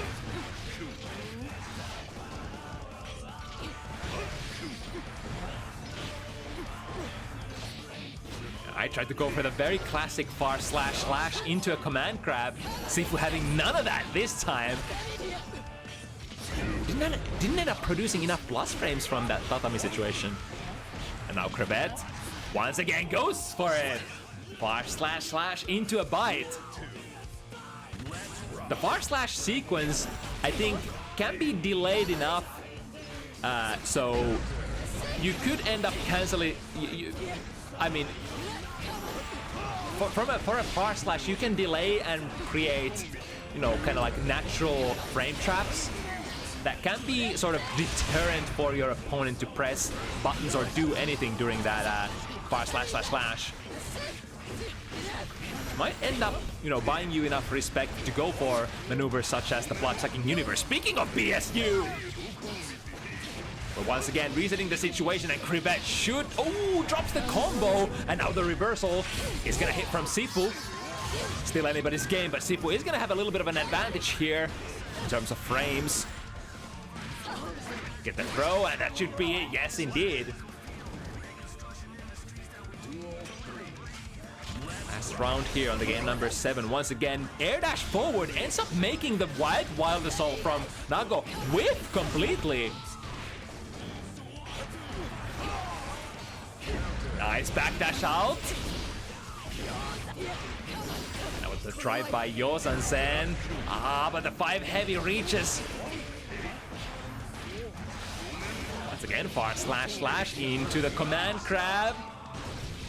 Crevette is not gonna have the resources to get a hard knockdown here, but the massive amount of life lead. Oh, perfectly timed! Kabari here actually ends up beating the clone Fukio. It's a very rare sight there.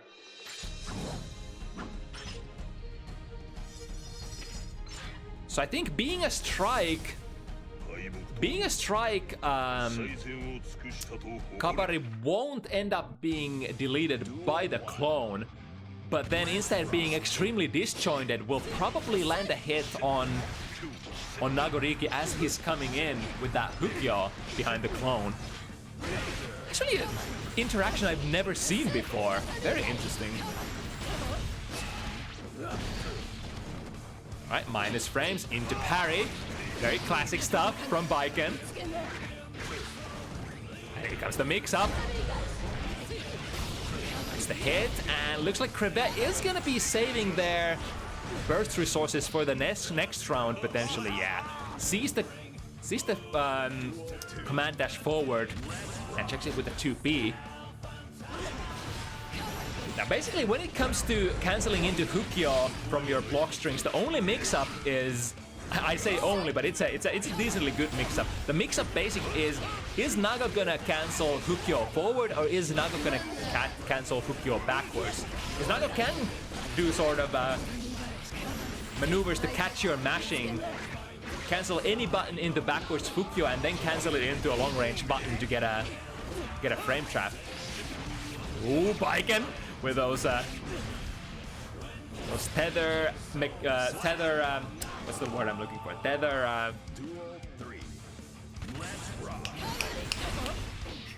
not dynamics. Oh my goodness. QK falling asleep with the aphasia. Physics, that's the word I was looking for. With the tether physics. There we go, well placed, too heavy. Ends up countering the instant air dash Yozan. And they're looking for one more hit. Crevette, blood looking good, resources looking good. But Sifu, as we know, Baiken is a very nice there. Locking Sifu into place, not letting them play, not letting them use the burst either. I think once again, in the same situation where Crevette had spent a lot of special moves and there was a lot of blood flowing in, but Sifu was probably waiting for one or two more special moves where you could have actually had a sort of a guaranteed pop burst, if you will.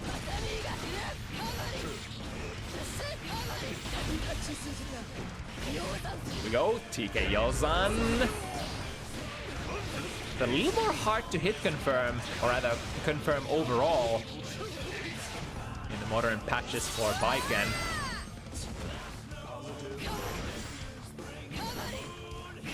With the Kabari, oh nice, waiting for it, and with the whiff punish clone. Doesn't even need to Fukyo after the clone.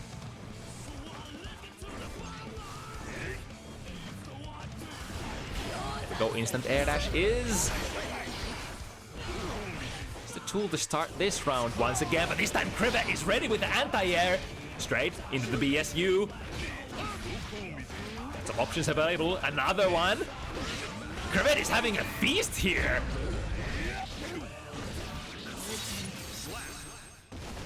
All right. Damn, from I think it was 3-0 to start up with, but Crevette has been making a really nice comeback since then. Now we've completely flipped the situation around. Crevette is actually in the driver's seat, 7-3. Good check. Ooh, missing with the 5D just barely. And here we go into the blood-sucking universe once again. Oh, the 6 heavy ends up sticking Sifu to the wall, in fact. And yeah, empowered by the command grab had so many opportunities to play so many special moves there. And as we know, Naga doesn't necessarily need even to use the like, as long as you have blood to spend on those special moves, you can really lock your opponent down and make them guess for their life. RC, keep the pressure going. Crevette doesn't want to have to take any of it. 5 PP into a Beyblade conversion. Nice corner carry. And with the BSU, once again, Sifu probably is gonna have to think about more active plans to, you know, evade that blood-sucking universe. Although, even if you know it's coming, it's not the easiest decision in the world either, because basically, if you get caught by the strike option of the strike throw from Nagoriyuki, you're just straight up dead, right? Because Nagoriyuki is one of the highest damage characters in the game and has one of the best convertibility for all of his combos. Again, look at that, the immaculate spacing of that 5 heavy. Just completely nullifying the longest range neutral tool from Baiken. Which is, of course, the Kabari chain. Sliding into the position. A little bit of extra real estate gained by crevette momentarily. Would love to get more. YRC is definitely what ends up making it happen. And now crevette, all of a sudden, it feels like we just started the set, but we are already in a 6-4 checkmate situation for crevette. And potentially 1 or 2 combos away from the set end. Sifu breaking out of the corner with a nice instant air dash, Yosan drive-by. But we're gonna need more from where that came from. Into a low. We go, frame traps into the blue. Wild Assault gets a wall break. Soft knockdown though. Gotta be very careful here. Skipping into the guard of Sifu's. There was a lot of special moves that crevette spent there. Oh! OTG? No OTG? Still gets the mix-up.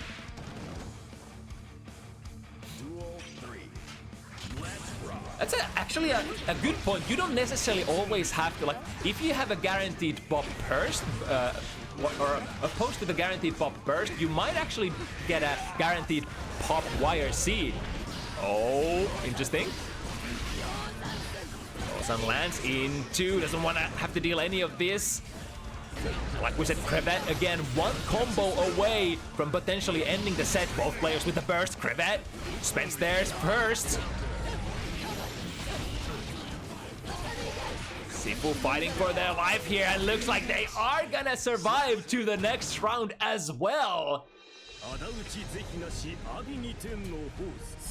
5 to crevette's 6. It's definitely still doable for each player.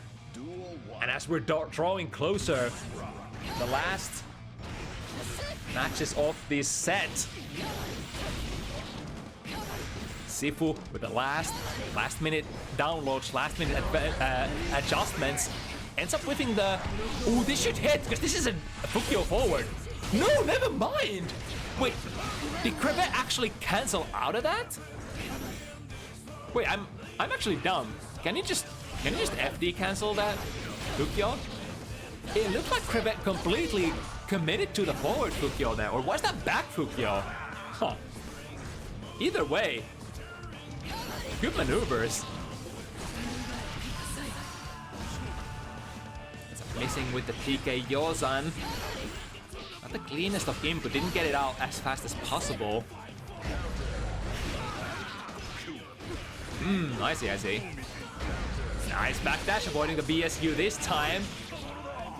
It seems like the counterplay to the command grabs seems to be the sort of VIP, the set deciding RPS here. Crevette does love to go for that command grab so often. Here we go once again. Yeah, Sifu is on paper, on point with those jump outs and backdashes. Nice escape. Airtight low. Ends up being defended properly by crevette. There we go, backdash out of that command grab once again. Has Sifu figured out the way to come victorious? Oh, nice, and waits as well for that pop. The presence of mind in that situation. Do not run into the blood range willy-nilly. Ends up scoring Sifu. 6-6 place. And now, last game of the set. This is what decides it all. Ooh, that looked like it was gonna be extremely minus. The crevette not pushing the situation. Here we go though. Spending blood. It's a lot of blood spent, but gets the bar slash into command grab this time. It's been, I think Sifu has been pretty good at defending the command grabs after special moves. The bar slash into BSU. Still ends up finding purchase. Not a mix-up. Which side? From the front, from the above. Ooh, good timing on the 6P. Ends up catching Sifu, being pulled in by the tether, and crevette once again on set point. This is the 3rd time that Sifu has to fight through crevette's set point. Has to find 2 round wins in a row. It's a very strong start by crevette. Resetting the plot. 50 meter, ready to go. Can't anti-air that, Yozan. 6B ends up doing the job though. Sifu very close to a burst. Right by Yozan. Oh, again, YRC! Sifu choosing to play with the immediate frame 1 parry. Crevette not keeping the YRC very tight. Is that gonna be it? No. A second combo drop. Where's the hit gonna come from? 6B mash ends up being thrown by Sifu. And here it is, the perfect script. Down to the last round of the set. Hukyo forward. Doesn't end up converting that hit though, so that's a lot of blood. Blood spent. Sees the burst as well. Sifu with the moves at the very end of the set. 5 knockdown, 1 more. Is Sifu gonna do it? The run back seems so real at the moment. Crevette gets a jab in, but that instant air or the jump over Yozen-sen from the backside ends up what scores the run back for Sifu. What a back and forth set. So let's recount this. So Sifu started very strong, 3-0. After that, Crevette pulled off a complete reversal, was able to bring it 6-5, or was it 6-4, after which Sifu was able to get the counter download once again, and somehow still pull out of that set victorious. What a nice set. Yeah, it was definitely Crevette coming through with improved fundamentals from the previous set that they played. And able to go toe-to-toe with Sifu, who has been so dominant in the sort of pre-intermediate bracket as of recent. Very good stuff from both players. Alright, moving on with the show.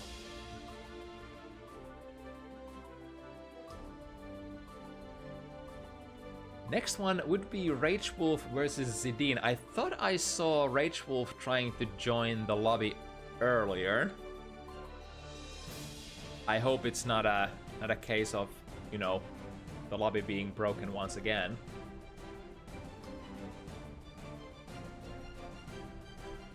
So let me prompt the players. RageWolf and Zidine. Alright, never mind, we just got both players ready to go.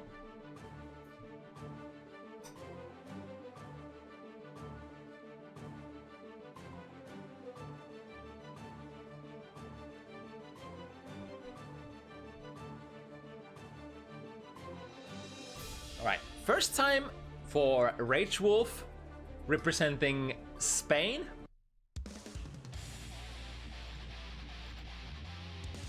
And he's gonna be going against one of the regulars of Bounty Hunter series, Zidine. Nay, representing Scotland. Flip the names around as well. And here we go. So May, the ever so explosive character, versus Bridget, who is a little more about, you know, schmoving around, flowing, doing the Oki stuff.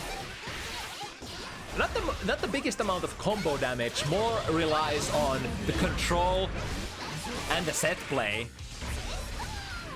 So in that sense, completely opposite kind of characters here. Now speaking of the set play,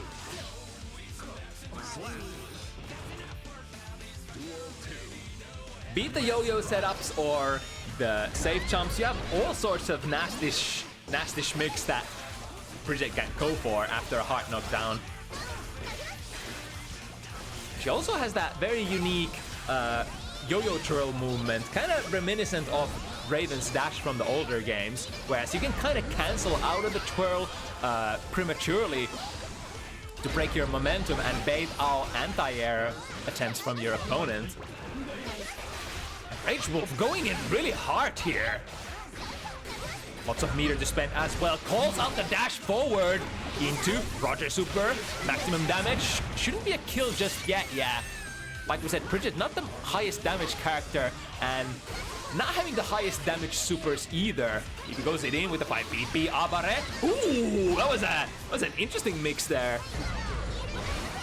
Over the far range, jump heavy hit.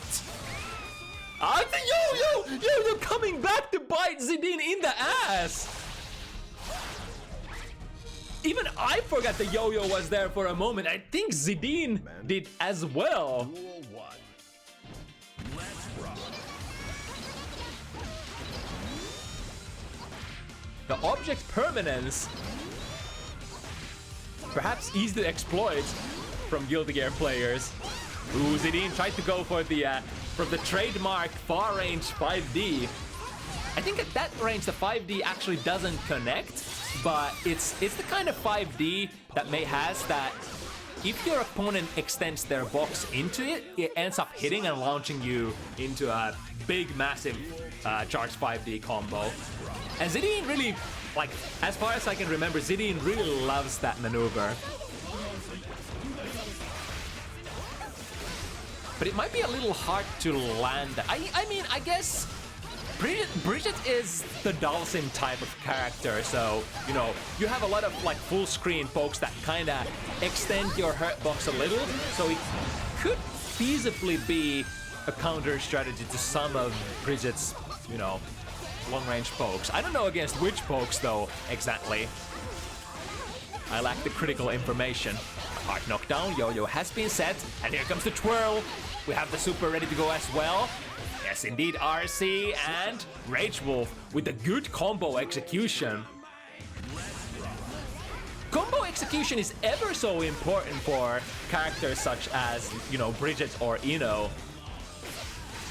Because even though your combo, oh, but hold that thought, we get a big too heavy counter hit anti-air here. Flowing into the mix-up instead.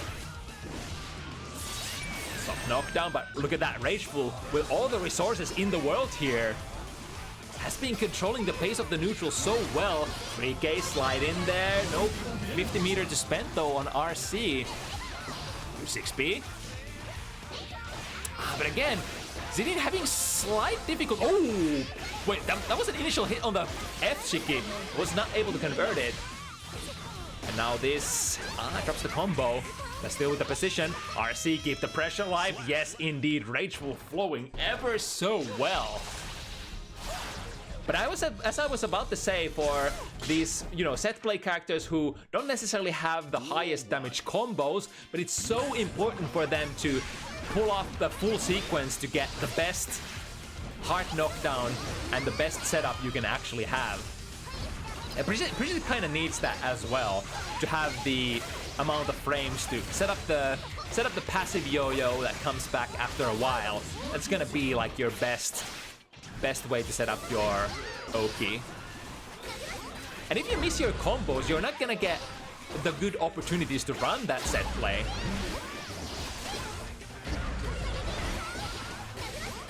Alright, bursting out of that good hit. Here we go, finally! Zidine getting close and personal in there. Up Dolphin. Looks right for... Oh! The discharge of a 5 heavy from May didn't end up beating, was that far slash that RageWolf used there. Here we go with the conversion though. Zidine finally having some success. Super important not to, you know, not to allow your opponent to run away with too much momentum very early into this FT7 set. Dash in 6B. To knock down Zidine in the corner. Zidine would love to get some real estate, but despite initially able to procure some, not able to break out of this sticky situation now. RageWolf with the hard knockdown and a safe jump. Potentially looking for the universal mechanics from, ooh, good TP there. Immediate burst from Zidine, kind of had to go for it. Because Zidine is so low on life. I mean, technically she could choose to spend that burst next round instead. But now, looking like that investment, that ever so gamblish investment that Zidine made, did pay off initially. We got really close. Really close to killing RageWolf there. So even though we are going into the last round here with only half burst available for Zidine, I would say it was a daring, but it was a worthwhile attempt. Here we go. I think you should be able to go into a safe jump there. RageWolf testing the waters and seeing if the setups are indeed real or DP safe, should we say. We go with the super, landing all the little Roger hits, getting the maximum amount of damage. Still not too much damage. Ooh, with a little bit of a launcher. Zidine moving forward. Not able to hold RageWolf still though. And here we go. Raising the pressure out of kickstart RC. Dangerous to trade for Zidine. Slides under, there we go. RageWolf has to find the burst. Here we go, gets it. And now where is the last hit gonna come from? Barely missing the whip punish there on the 3K. But then the 6P is successful on the following air dash situation. Wow, what a round. Very close this time for Zidine. But still not able to bring the first game home. And now with the 3 games of lead, RageWolf looking to sit very comfortably here on their debut match on Bounty Hunters.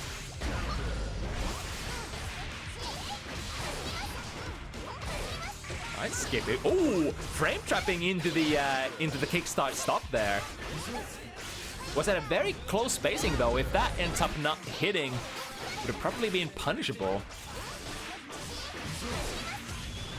But once again, quick conversion into super. Not quite gonna be the kill here, but very decent life lead, as well as the safe jump. Yeah, just ends up connecting with it.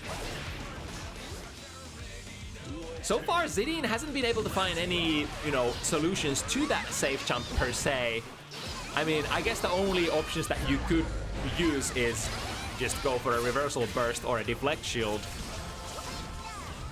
But as long as your opponent doesn't display any of those options, you might as well just go for the jump in and go from there. In the corner we go once again, RageWolf setting it up. Good blocks from Zidine, but the yo-yo still coming back. Hold them still, that's gonna be plus frames. Sets up the new yo-yo with the use of that 50 meter. That's an interesting way. So I guess not only do you get to set up the yo-yo from the blue Wild Assault, but also by using the plus frames of the Roger Super. I'm not 100% familiar with the frame situation though. Zidine in there. Ooh, the missed 6P from RageWolf. Ends up going for the burst. Wants to end it right here. Oh, but Zidine finding the frame trap. And now the complete opposite situation from the last game. RageWolf ends up doing the gamble, trying to spend the burst resources to trying to finish off the opponent very early, but no success doing so. And now, as a result, no burst available here, as Zidine is in the primary mauling position. Look at that pressure with all the right reads. It's still going. It's still going with the dolphin hop into the low. Zidine has done it. Zidine, she's finally on board. And what started that is the oops, that's the first point. What started that was the investment on the aggressive burst on that previous round, because RageWolf ended up going for the burst and not winning the round. They just had to take a round where they didn't have any combo breakers to speak of. And Mei is a character that sticks to you fairly well. I mean, I think Mei is the prototype, just go for the big strike throw mix-up, but she has some new stuff, some shenanigans to keep hanging on to you if you don't contest in the right places. The new dolphin hop, for example.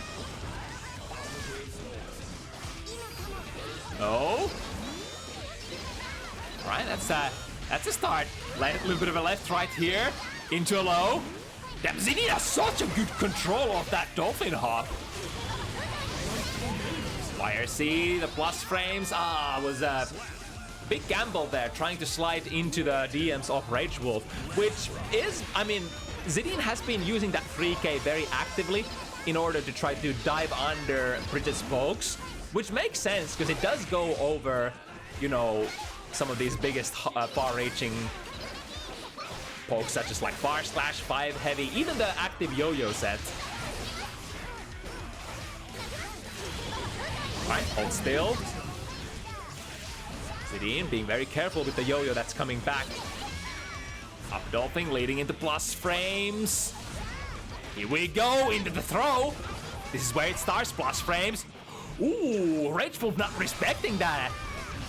Reading the 5 heavy full charge, or sorry, the 6 heavy full charge. Oh, the tricky stuff. The up Dolphin recovers so fast as well. Oh no! A little too early on the throw, and now RageWolf ready to make Zidine pay for that mistake. Get in there, into a throw. Zidine has to find a burst here. Does so. I think RageWolf was trying to hard bait it, so delayed the sequence just a little bit.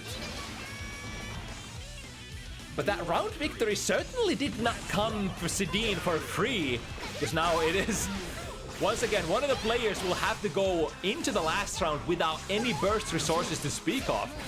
And even though in Season 3 that burst recovers very fast when you're going through the wall, Bridget is the type of character who can basically play the whole round without breaking the wall very easily.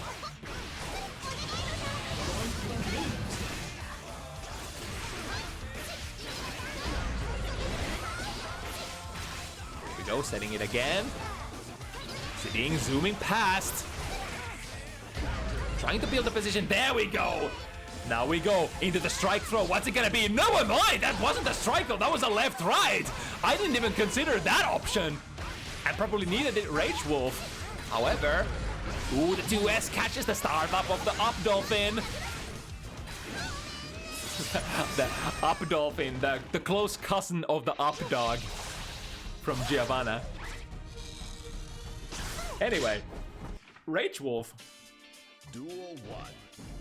Secures back the momentum and is once again on a 3-game lead here. With 6B, immediate momentum burst from Zidine, putting RageWolf in the corner. I think in these kind of matchups when you're playing a rushdown or a brawler versus a keep away, you want to try to make your bursts when they're not just combo breakers, but also push the zoner into the corner so that you don't have to fight through the neutral once again. Here we go, finding a low. No hit confirmed though. YRC, lots of resources here spent by Zidine, actually spent by both players to get out of the combos as well as the pressure of the opponent. R slash goes active before the up Dolphin. Ooh, nice movement there! Jump D to maintain the air momentum to make RageWolf's anti-air whiff. Relying on the opponent's reaction times, it's kind of like these situations where you're showing them a situation where it kind of looks like you're just doing a normal instant air dash or a normal jump in, and they just react with their best anti-air. So then you go into stuff like jump D to completely throw off their timing. But if they don't end up reacting to that initial jump in, then you might be actually in a danger zone. Yeah, but RageWolf has the reactions. It's basically trying to react to every single jump in, and is also able to do very, very consistently so. With a full sequence, missing the ender there. Loops back to what we were saying earlier about finishing your combos. Oh no, RageWolf, do finish yours though. You can't let Mei live. Mei is a character that does so much damage and is able to flip the situation around from like 1 or 2 big counter hits. And now in the corner, on the hunt for those set counter hits, RageWolf breaks out of there. With Abaresh, just a couple of combos with the... Oh, the F-Shiki! But again, doesn't confirm it properly. It is a nifty looking hard to block mix-up, but if you can't confirm out of that F-Shiki jump B that Bridget has, it's all for nothing. Ooh, okay, relatively neutral trade. Hold still. Yo-Yo is gonna return back to Bridget in a completely off position. And being very low on resources here, Zidine chooses to go. Oh my god! Skips over with the up dolphin. Careful with the Yo-Yo. Yo-Yo is deactivated, but this time throws the active Yo-Yo instead, the aggressive one, the one that has a hitbox when going in. And that was the perfect place to use that tool. Bridget players, they don't tend to use that as much compared to the slow Yo-Yo, the passive one, because, you know, it does get you a hit very reliably. It's very hard to contest, but then what? Then you're just stuck the Yo-Yo having to come back later. No access to your, you know, to your set play. It's usually a better idea to set it like this that RageWolf just did. But if you are only one hit away, then that other Yo-Yo, the aggressive Yo-Yo might become quite the tool for you. Ooh, that was so smart! Canceling out of the super leaves the Roger on the ground to, you know, hit still, which allows you to land a couple of extra hits on the in the background. There we go, good check out of the S Dolphin. Yeah, and the punish. Going corner to corner. Oh, ends up actually skipping past Zidine. But that goes back to what I said, that it's definitely possible for you to play the whole round as Bridget consume their whole life bar without ever being anywhere close to a wall. Yeah, this time the Dolphin Hop was a safe jump, but RageWolf had the meter to make up for it. Break the wall, very close to a kill here. Again, this is the situation where the aggressive Yo-Yos might come into a play. Are we gonna see a snipe? No. This is the good old, what's that move? 5. Is that 5B? Far slash? Hello? QK with the knowledge gap? Right, RageWolf getting ever so closer. Those 7 points here. Ah, Zidine trying to be a little too cute for their own good. RageWolf running out of there, or skipping past and getting an anti-air. However, burst. Pushing RageWolf into the corner, and now all that we would love to do here is, oh, went in with a classic option select there on the throw. If the opponent happens to jump out, you are gonna get the RC and are able to punish them. Really good round here for Zidine. However, this could be what starts the comeback for RageWolf. Nice bait there, baiting out the 6B, breaking out of their Yo-Yo twirl and going into a low. Oh no, damn! Is RageWolf actually gonna come back here? Soft knockdown, drifting forward. No buttons pressed by Zidine. That was a highway robbery, and as a result, RageWolf going into the set point here. Zidine with the full burst resources though. All the makings in the world, has to use it on blue burst, but not able to get the momentum back even despite that. RageWolf with the burst of their own. Putting Zidine in the corner now with a 50 meter ready to spend. Lands that close slash. Here we go. Break out of the kickstart into the super hard knockdown. This could be the last mix-up situation of the game. Oh, hello? Just the 6B. Full screen.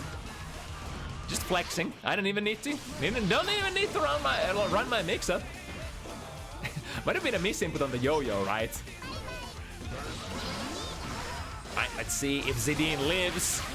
RC kickstart, tries to break out of it with the blue burst. Still not dead here. Never mind, I think I lied. That's a kill. No, that's a combo drop. A happy little accident, as one of the sages of our time said. And it is RageWolf who ends up coming out of their debut matches on match on Bounty Hunters victorious. 7 to Zidine's 1.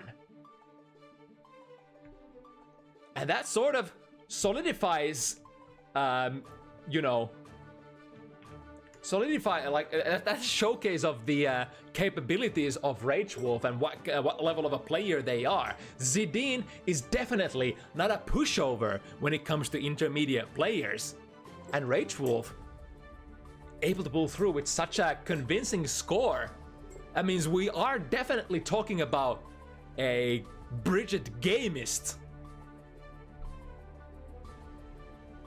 Didn't even know that Spain had one of these ones to offer. Right, moving on to the next one. We're basically entering the danger zone now. We are heading to the big boy trademark matchups of bounty hunters, the last 3. Out of which the first one is gonna be Tomi versus Whammel. Speaking of the higher end of the intermediate players, or perhaps should we talk about pre-advanced players, or perhaps pre-top level players. Whammel has had to face a couple of these already as of recent, has gone through Atreus as well as ZoKHiZ. Well, I guess not technically not going through ZoKHiZ because ZoKHiZ ended up, taking that match in the end, but has had to fight a lot of really strong opponents as of recent. Really sort of getting her mettle tested. Where is the sky? Where is the limit? How far can we go? What level of players can we take out? Let me ping Tomi as well as Whammel. That it is go time.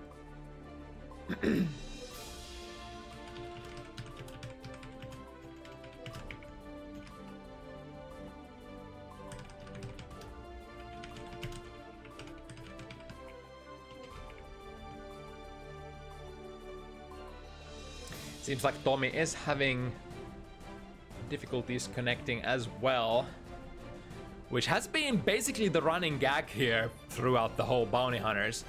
Come to think of it, so I was casting Exert Archives yesterday on Dawn of Revival channel.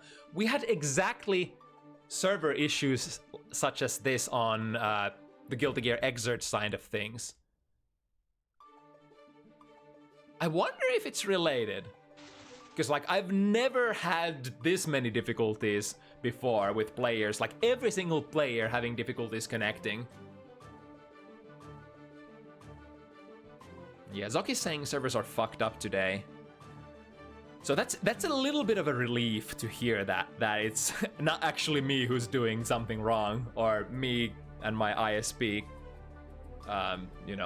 being the one to blame.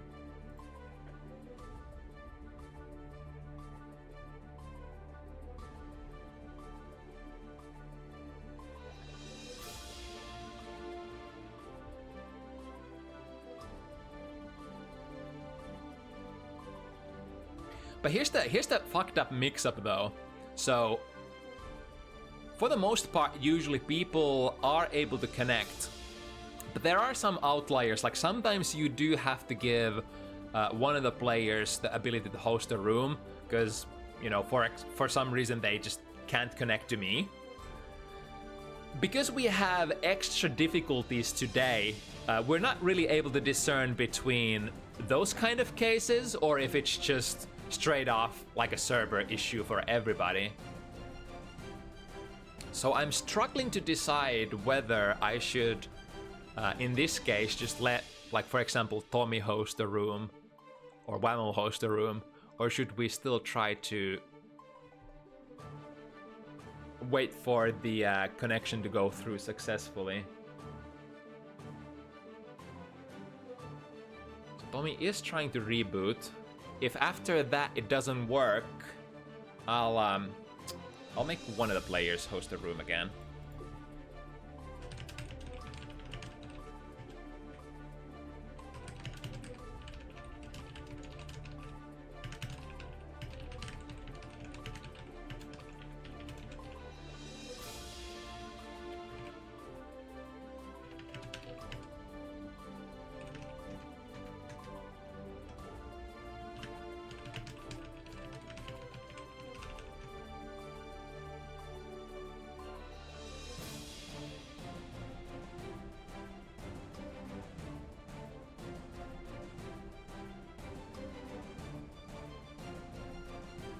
Alright, short intermission. Please wait. Yeah, I saw Tomi trying to connect and decline, or the connection declining again, so we might have to actually yeah.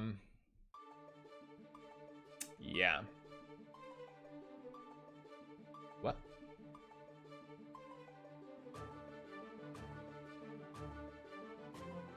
That's an interesting message. Unable to queue for a new match due to the maximum number of simultaneous matches has already been reached. But the fuck does that even mean? What are you saying, servers? What are you even trying to say, Strive servers? Okay, well, we'll just make Tomi host a room and we'll join that one.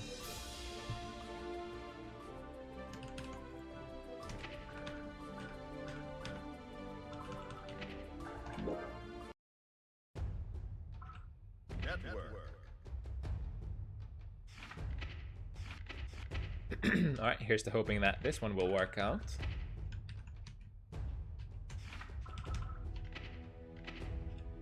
We can see the room. Can we also join the room?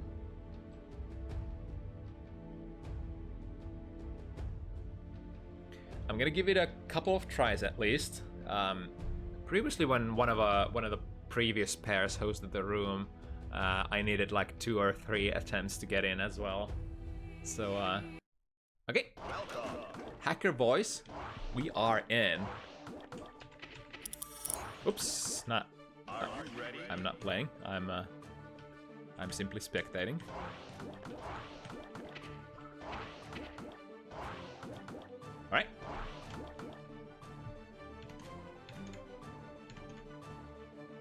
Oh no, is Whammel having difficulties joining now?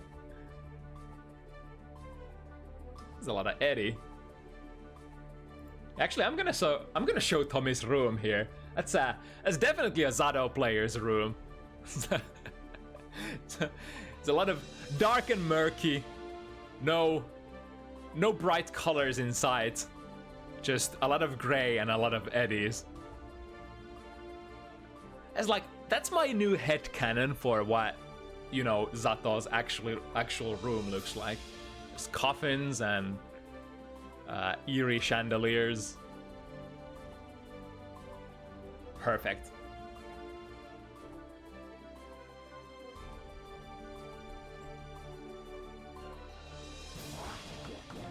Right, as Whammel is saying in her card, sleep is fixed. Probably referencing the couple of times that Whammel had a really awkward sleep schedule and was feeling extremely under the weather and couldn't join our event. But now it should all be good. And as soon as I say that, Whammel has disconnected from room. All should be good, or maybe not. Maybe not.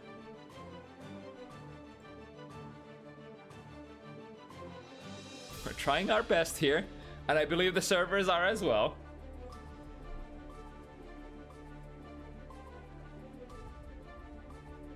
This would be probably the first time I get to spectate Zato versus Bridget. 2 characters that are relatively rare, or I think I shouldn't say, in the context of bounty hunters, I shouldn't really call Bridget a rare character. For one, we have, you know, 2 Bridget players today, 2 relatively high-level Bridget players as well. But I feel like a lot of players on, especially in the European region, do play this character. Ever since, you know, she got kind of like got the initial fixes after her release patches, after she got like bumped up decently high. She's had a pretty decent player base, I want to say. But I guess the rare character. Okay, so I guess we're trying Whammel as a host next. See how that pans out. Network.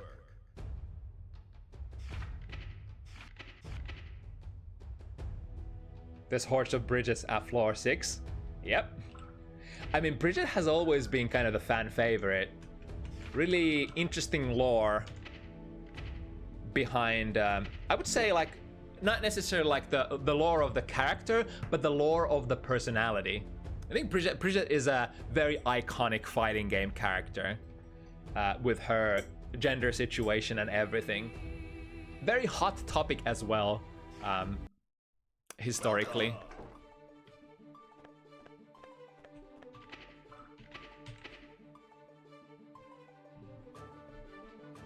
All right, looks like we are finally good to go here. Damn, didn't get to show Whammel's room. That was a much more brighter than Tomi's. Anyway, Tomi Zato from Finland going off against Whammel, Brigitte from the UK. First of our super high level matches of tonight. Tomi still a firm believer in Zato despite all the nerfs. At least as per what I've collected from, you know, chat logs in the Finnish fighting game Discord as of recent. Don't believe Zato propaganda. Zato still cooks. I think so too. I think there are certain, you know, things that you gotta struggle with the new iteration of Zato, but he's still decently good. Probably, I think Zato probably is the kind of whatchamacallit. That was a really interesting break the law. Sorry, what's that called? The drill.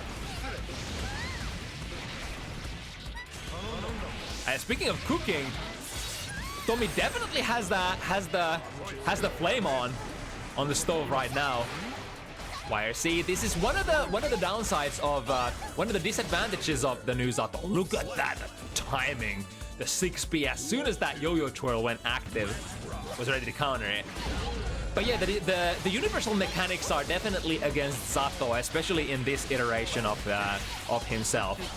Not just the burst, but also YRC, really good at just taking care of the little guy, and combined with the, you know, making the 4-second cooldown period of little guy into 8 seconds instead. It gets a little harder. Like Zato has to play the feast or famine game a little bit more than in the previous patches. Little guy a little more susceptible. You have to take care of your body much more than in the past. But you know, Tomi is really good at doing that. Tomi is really good with the unsummons. Tomi is extremely good at maintaining that little guy meter whenever possible. Technically, he's never gonna run out of the... Oh, nice! It gets a punish as well. It's actually a kind of difficult thing to get a punish nowadays against the blue burst like that if you're really far away. But Tomi getting a nice micro dash into 2K on the landing. Ooh, that was probably the best decision there, because Whammel was already putting out a hitbox, and since Zato doesn't really have any real reversals outside of the 50-meter ones, Gold Burst was the only way to make Tomi not have the block pressure there. And as a result, getting the opening game here. Yeah, once again, ready with the anti-air. Brigitte does have counterplay against that though, like we were talking about earlier. Can break out of that yo-yo twirl prematurely. Depending on the spacing, of course. I think there's like at least some amount of forced travel time that you have to do. Yeah, I think that was like the fastest break you could do that Whammel did there. So depending on the spacing, you might or might not have the space to go for counterplay if your opponent just wants to anti-air you. Alright, setting up the shop. Landing a hit as well, and that could be the kill. I don't want to say shoot, but that definitely could potentially be a kill. And a kill it is. You see with the 2K. Oh, that was a very value 2K, taking out the little guy as soon as Tomi summoned. The little guy is back. Now in with the mix-ups. Good defense by Whammel, not even resorting into mashing DP there. Yo, Whammel's defense out of this world. And now with the blue assault, setting up the yo-yo, keeping up the pressure. Tried to go for that 2S Abara there, Tomi did, but the spacing was too immaculate for Whammel. Baiting the DP, the shimmy shammy. Take this, plus frames. Yo-yo coming back, really nice flight there. Sort of floating in the air as long as it takes for Brigitte Yo-yo to return. A burst. Oh, can actually poke Tomi out of that Sun Void.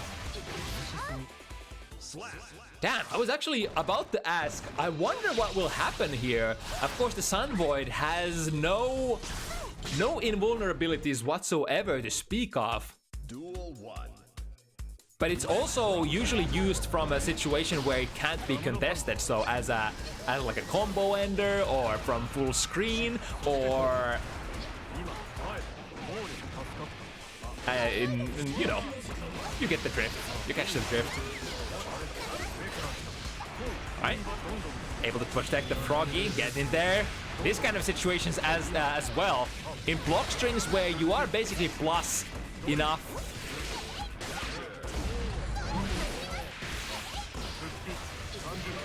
Alright, YRC relying on the system mechanics as well. They are not just your Bane. Oh, hello! What was that? Missing with the blue RC. I wonder if... That was definitely what the doctor ordered for Tomi. Nice, stands up for the 5D tap. But we'll have to clear this next mix-up as well. Here goes into a low, and Whammel is on a roll. Here we go, we get summon. No unsummon as either, so committing to this block string. And now Tomi will have to waste a lot of time here. DP works out against the non-safe jump. Deflect shield pushing Whammel away, and now summon is available. Really cool way of sending the little guy forward and then going into the deflect, preventing Whammel from poking the shadow on the way in. Right, drop it. We still have some eddy meter. If only we got the summon. Here's an opportunity for sure. Summons into the deflect, what's that called? Oppose. One of the most important summons as well, because like if your opponent is closing in on you and has already active hitboxes, or just is in a position where they can poke your body, then the best option is to summon into that oppose, make their normal collide with it, and then punish them for it. But here's the other side of the coin, the other RPS option. You can dash through it. As long as you don't poke into the oppose, you're definitely open to run in and throw Zato. Now with the corner carry, Tomi using the deflect shield extremely well. I think 3 for 3 so far. And I think the newest iteration of Zato revolves much more around like survival. So you're basically trying to sort of juggle your resources between like Sun Void, or keeping them away, extending your pressure with like Blue Wild Assault. You have all sorts of different ways of wasting time. You just gotta pick like the best tool for the job. And speaking of picking a best tool for the job, Whammel able to keep Tomi away. Duel 1. And seal the whole kit of Zatos that time. Go with the, speaking of Blue Wild Assault, Brigitte can also set up very advantageous situations with the blue-colored one. Generally, the nature of the Blue Wild Assault is compared to the red one, it's not as prominently used for combos, but will, out of all three Wild Assaults, set up like the best frame advantage situations. So usually for like setup or summon characters, what Brigitte can basically do out of it is gets to set up during the guard crush, gets to set up her passive yo-yo and then go for like a check with 2K. and then the yo-yo is gonna come back, and you're, in the best case scenario, get to run not just your pressure, but a mix-up as well.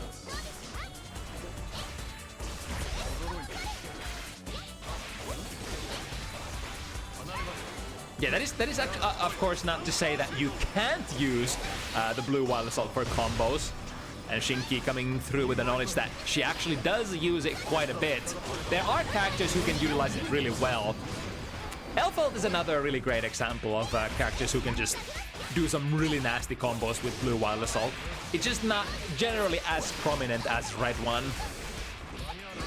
And as we're talking about that, Whammel doing some swag combos here.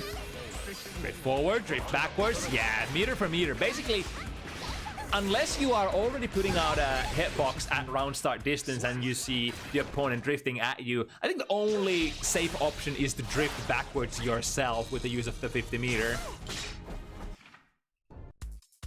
Duel 1. Right, Whammel picking up speed here. Going into the game number 5.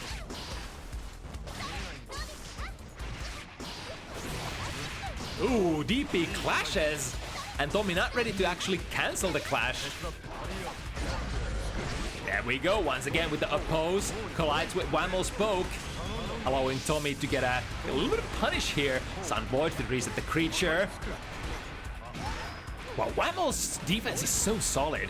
I think I keep saying this, you know, every time I see Whammel play, and it keeps surprising me, but she has such a strong defense for a set play character player. You know the memes about, you know, characters such as Ino and stuff like that. Like Ino players, set play players, they can't block for shit, they can't defend for shit. But Whammel, definitely an exception to the rule.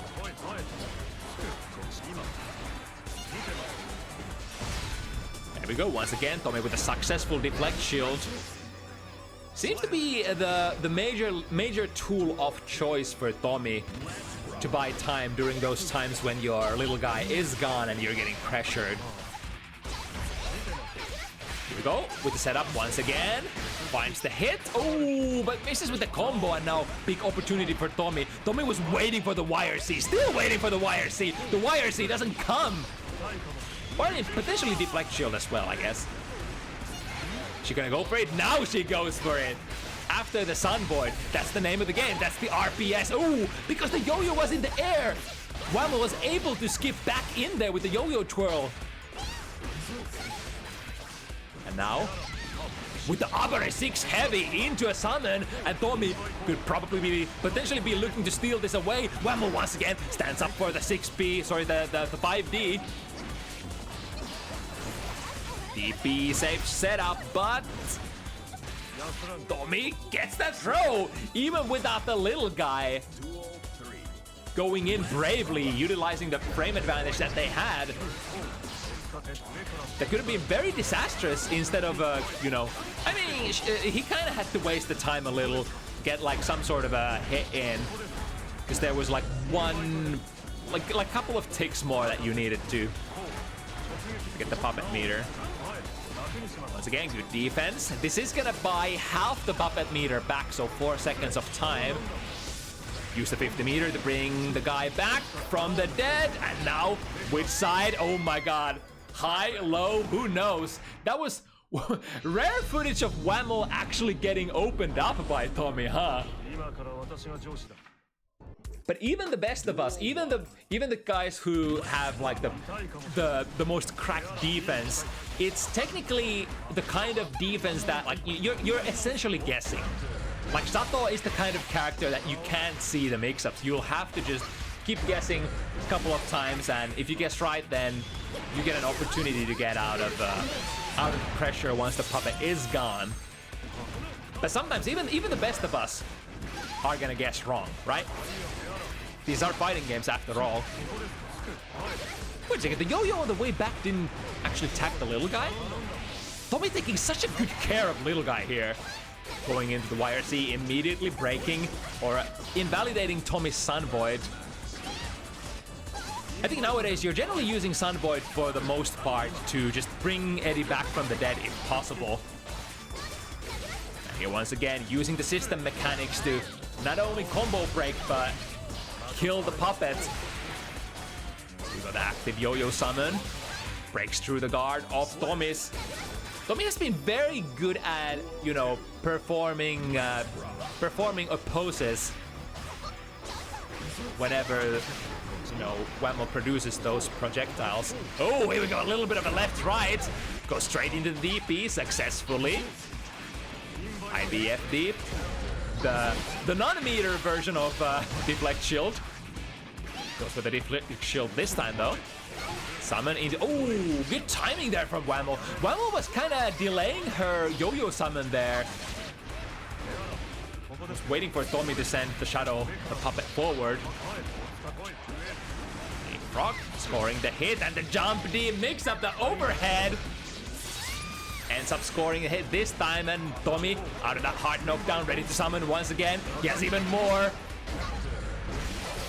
But now it's super important for Whammel to not let Tomi get to do anything, because Tomi is completely loaded on that butter. Yep, use the Wild Assault, use it more, even more. Tomi tries to drift forward, gets out of there, and finally gets the summon. However, I think cancelled out of the oppose a little too early. I mean, you can't hold on to the oppose for too long. You only have a limited amount of time to utilize your body. At that time, once again, as soon as Tomi tried to send Eddie forward, Whammel was ready to produce a hitbox. Ooh, was that a 2S anti-air? But of course. There we go, good use of the drill. I mean, drill is one of the go-to options as well when you need to play neutral without your puppet. It's kind of like a big stop sign that is really hard to go over unless the opponent is instant air dashing, which of course you can wait for an anti-air. Right, just patient jumping out of that potential throw attempt from Whammel. Breaking to twirl in case Tomi was ready to anti-air. With the DP, breaks. Puppet once again. Lots of corner carry, misses the combo, but we're still in a pretty decent position as soon as, or as long as Tomi doesn't get the summon. Here comes the sandwich though. And with the damage ender, this should take the round. Yes, indeed. Good news for Whammel though, she's gonna take that full burst meter to the next round. Nice air throw into. Mix-ups, jump D is the name of the game this time. Very tricky to hit, defend against. It has a little bit of delayed momentum. So the jump D hits come as a...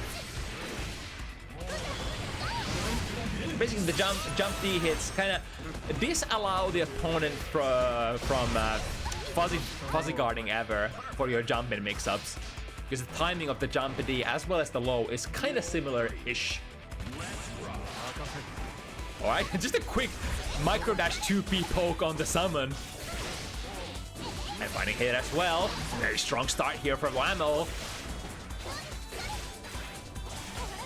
Micro dash out of the yo-yo, but doesn't quite get out of there. Nice soft knockdown, so Tomi potentially getting to play here. What's the play though? Just moving around. Here's the summon. 5D, oh my god, it reaches from so far away! I think they even increased the range of that 5D at one point. But perhaps something that Zato definitely needed. Here we go. Waiting for the burst. Whammel not ready to burst it. Another burst bait. Where is it? Where's the burst, Whammel? Is it gonna come out? She'll have to go for it eventually, right? Oh, it's actually Tomi who goes for the burst. Wow, what a sequence. Whammel basically committing to the no burst move, but she also couldn't really find the timing to press a button or to escape. one of the funniest, one of the most interesting pressure, one of the most interesting burst hunting sequences I've seen on Bounty Hunters so far. Technically, Whammel did get quite a bit of value for saving the burst there, but you know, eventually you're gonna have to better your position as well. There we go, once again. Drill ends up stopping Whammel's advance at neutral. YRC, get off me and let me summon. Here come the mix-ups. Throw is the name of the game this time. Get the wall break. So it'll have to be a soft knockdown, and Tomi will have to go on a defensive posture here. Like shield, as well as the blue RC, and here we go. It's a really good showcase of how Zato players will probably save themselves out of that throw whip. Tomi ready to summon once again. 2S into the summon. Yes, indeed. That's it.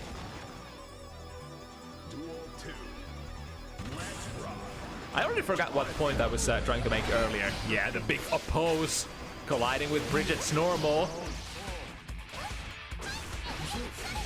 Couple more moments to pressure before Eddie becomes an option. Nice snipe there, 2S. Lots of range, lots of disjoints. Here into the mix-up. The mix-up ends up being empty low. We break the wall. Yes, indeed. Soft knockdown. Tomi has all the resources in the world ready to go. Yeah, again with that RPS drift forward. See that Whammel is indeed doing something. Take the gold burst for the resources, or rather the positive bonus. But now, I blinked, and where did all the resources go?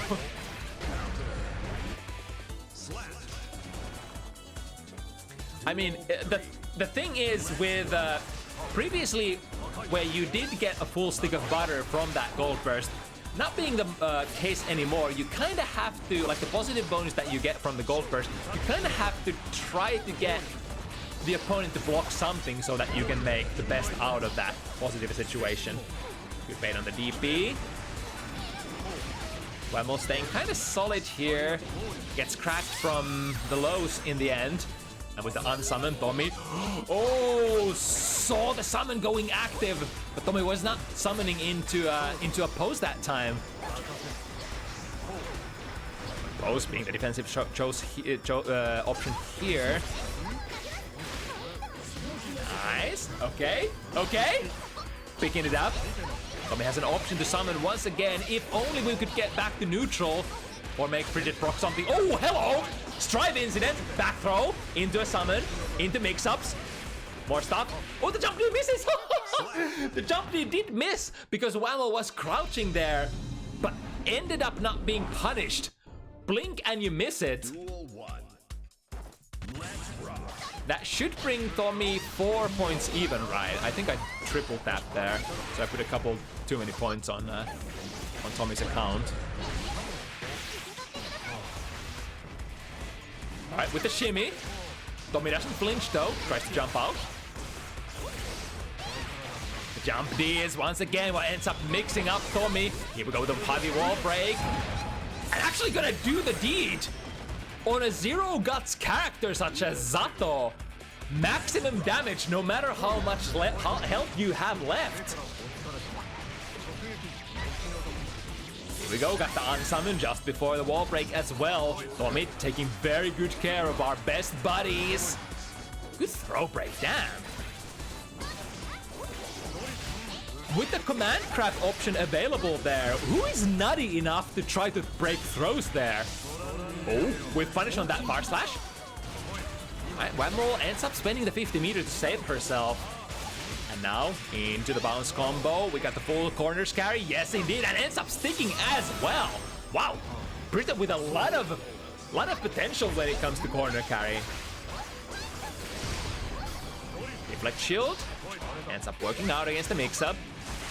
Nullifying it and pushing Whammel away. 50 meter into that DP RC. Tomi disengaging. Once again, trying to wait for the Eddie Gauge to come back.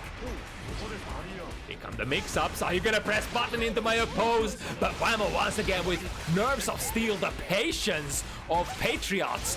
Yo, I I thought Tomi already escaped the corner, but Whammel with the sickest air throw, putting Tomi back in there. Yo!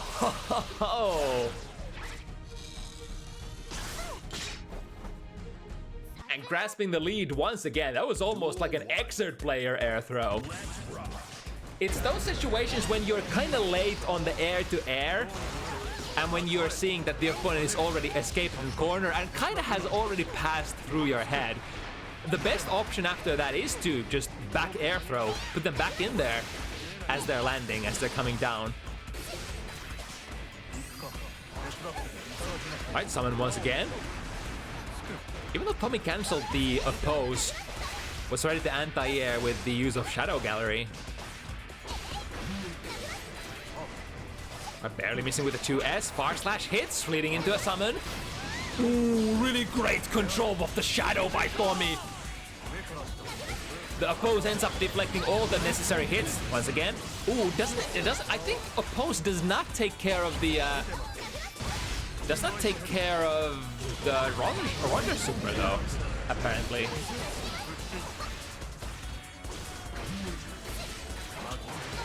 Nice read, sees the oppose coming and dashes. Long dash into a throw.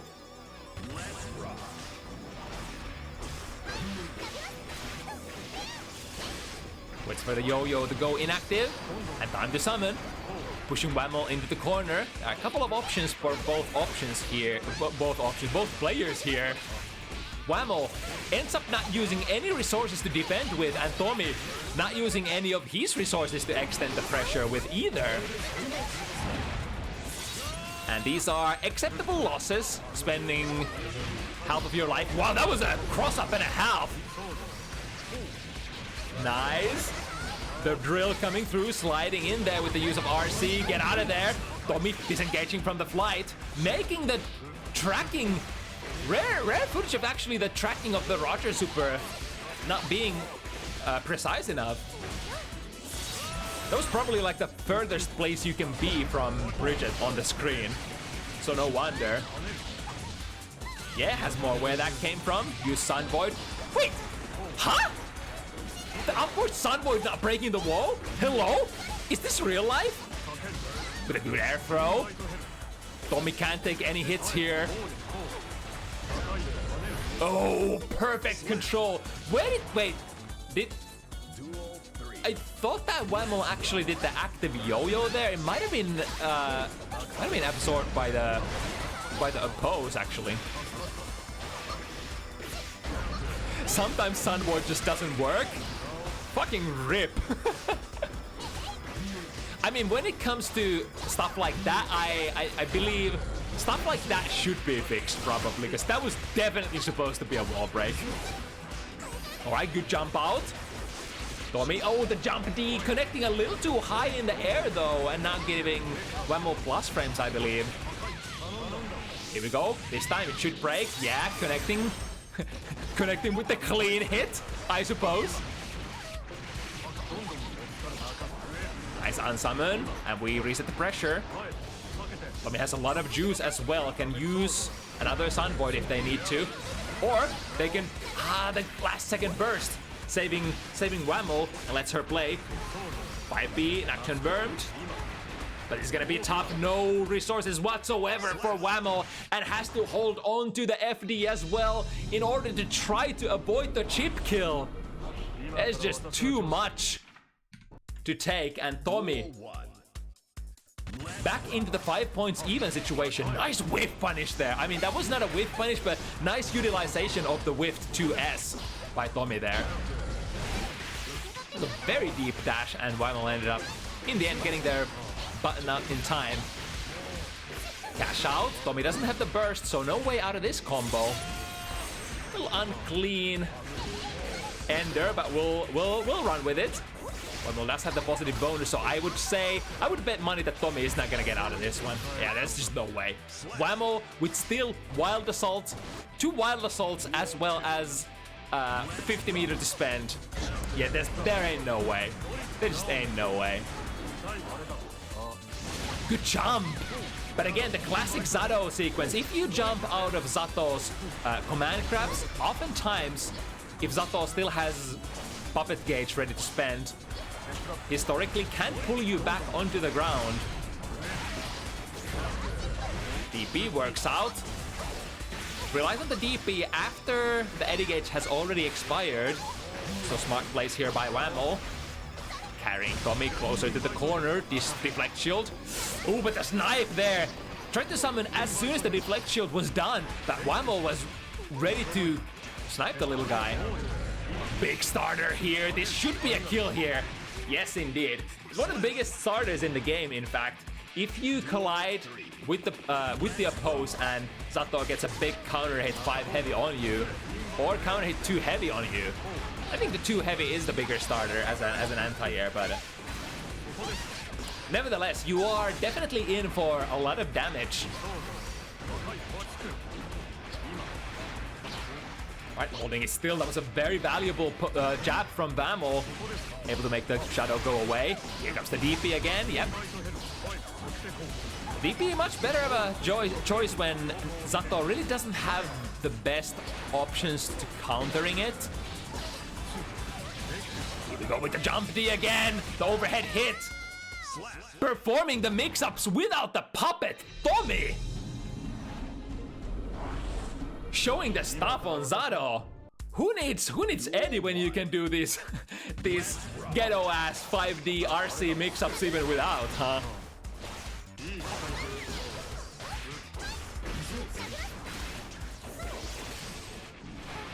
Alright, taking flight. Very protective jump P here.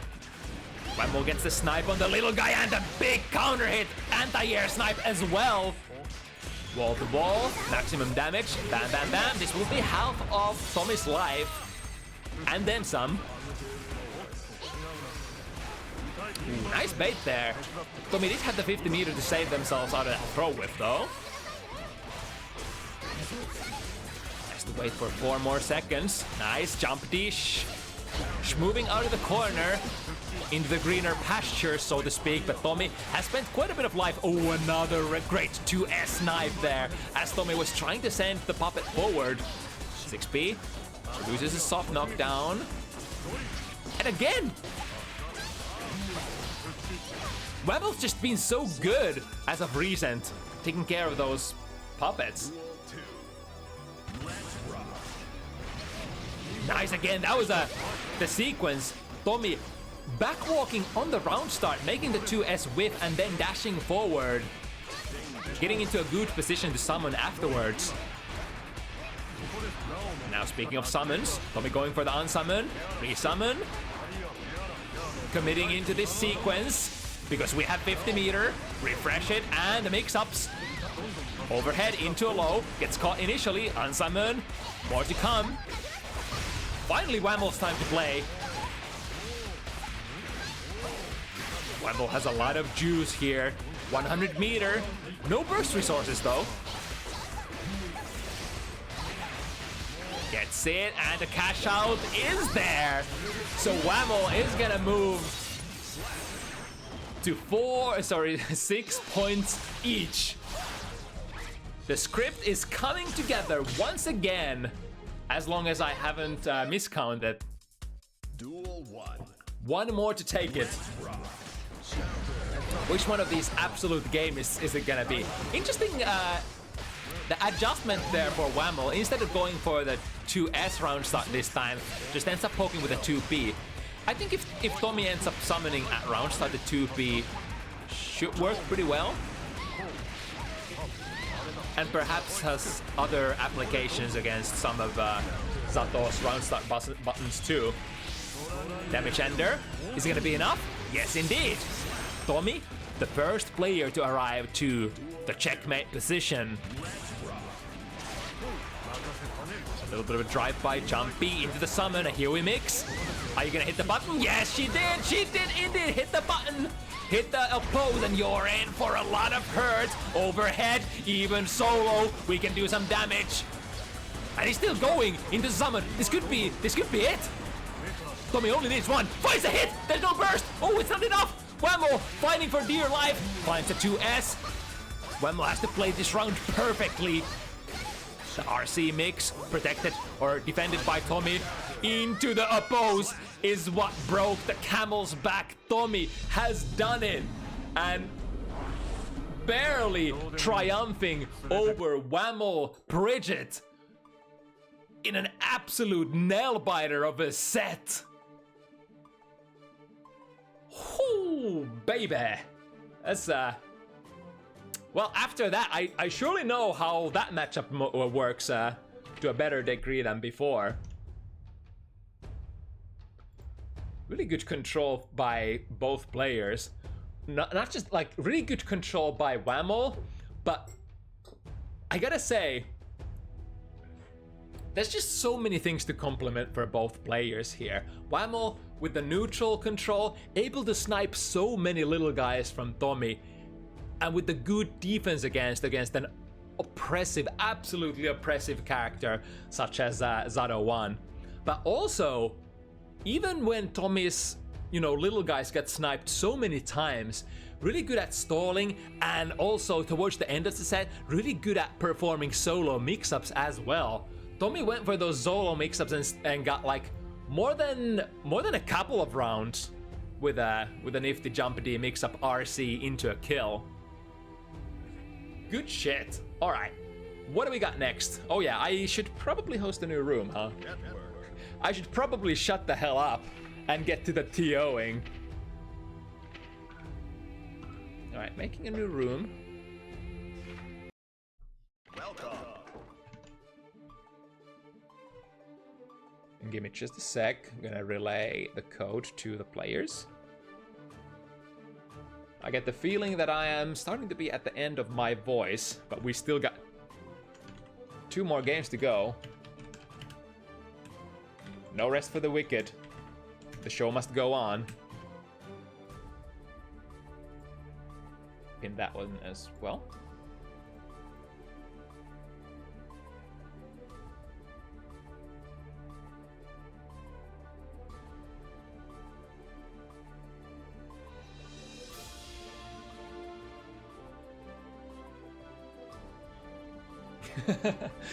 Welcome, I'm new here. My name is QK. Nah, welcome to the stream. If this is your first time here,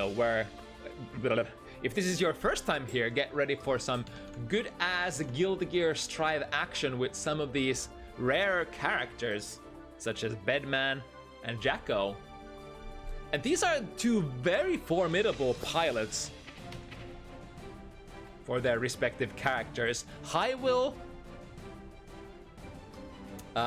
one of the few high-level players that we have on this character in the European community, and Decoy Snail, pretty much a committed Jacko player from, I guess, as back in the day, from as back in the day as possible when it comes to Guilty Gear Strive.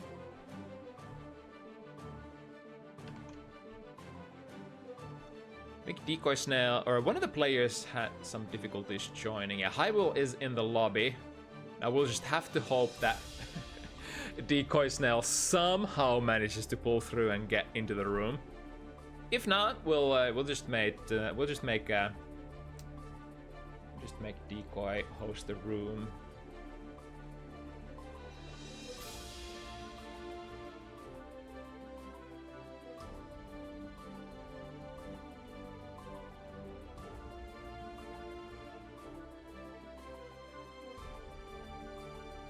So what I was able to pick up from the chat earlier was that Will has basically been playing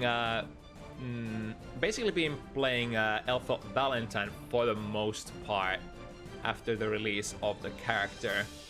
So this would be slightly rusty Bedman, slightly rusty bed play. Your bed is so rusty, huh? Yeah,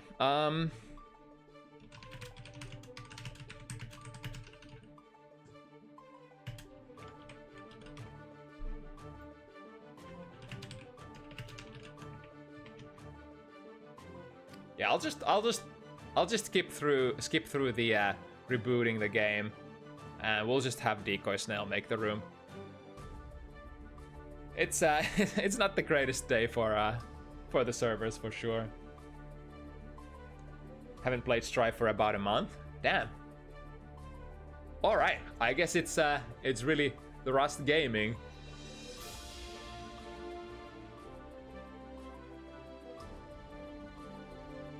We'll just have to hope that it's, as they say about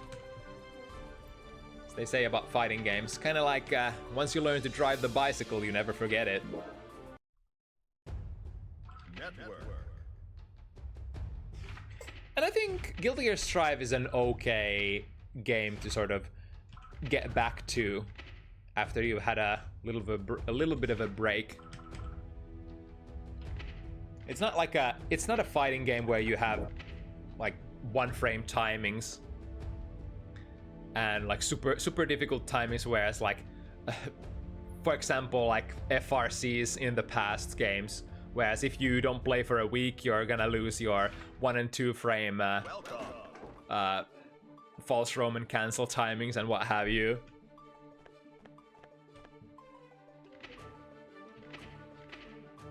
Oh yeah, I should probably clarify that in this context, FRC is not fast Roman cancel, but false Roman cancel. A little bit of a historic babble there. All right, I think we have both players in the lobby successfully. I am sitting on my chair also successfully. Sometimes I'm not. Life is hard. Here's Decoy's room, and here's to another... Oh, spoke too soon, I guess. Welp.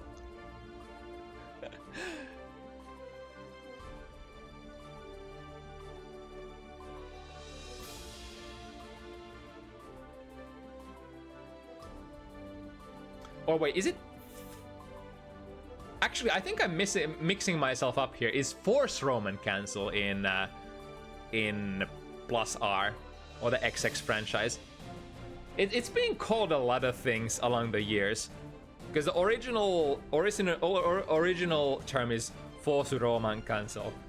So the Force has been sometimes translated to false, but it could be also. But I think the official term is Force, right?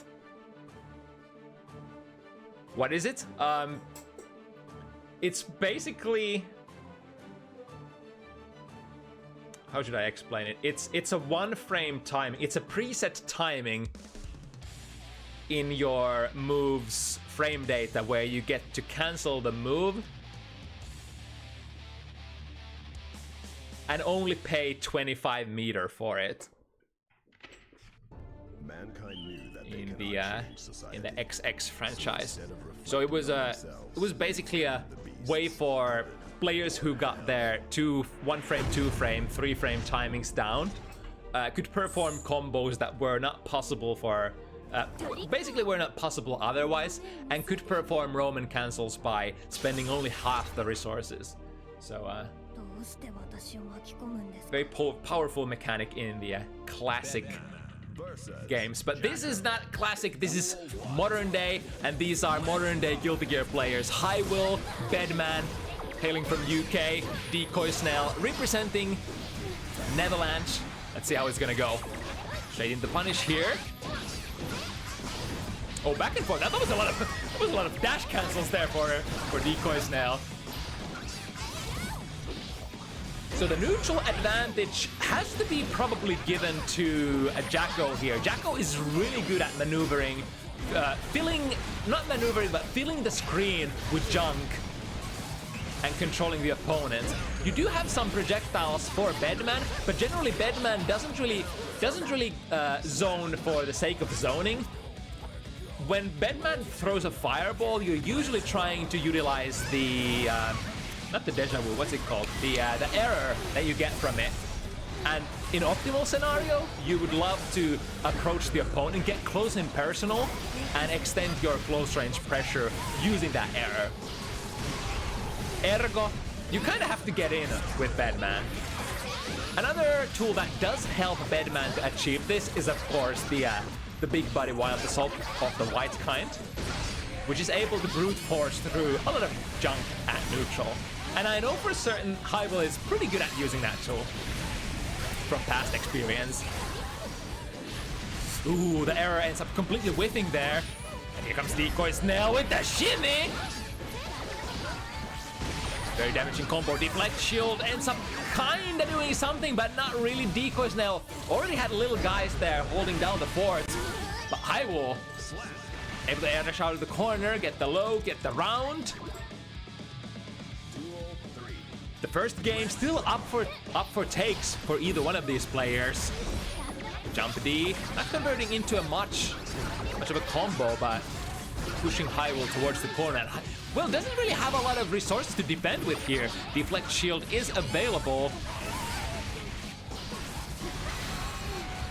But I wonder, if I recall correctly, defending in the corner against Jacko and her goobers is notoriously hard. Oh, what a reaction! Did you see that? Saw the wild assault coming and threw hiwill out of that. I think ZoKHiZ now for going for that reaction throw definitely deserved that first game. Wow. It's not the easiest reaction in the world. From my own experience, I would love to say that if I want to react to it with a throw, I have to be looking at the opponent's burst gauge and react to the meter disappearing rather than looking at the opponent's animation. Because the startup animation can be a little misleading. Right? Great jab. However, hiwill not ready to give up this corner pressure. And this is the fun stuff of Bedman. You're basically doing the same thing that Gold Lewis does. Just looping guard crush after guard crush after guard crush. Oh, and an insult to injury at the end there. A little quick float. Magneto. 8-way dash into a throw. Baiting out the deflect shield at the end there.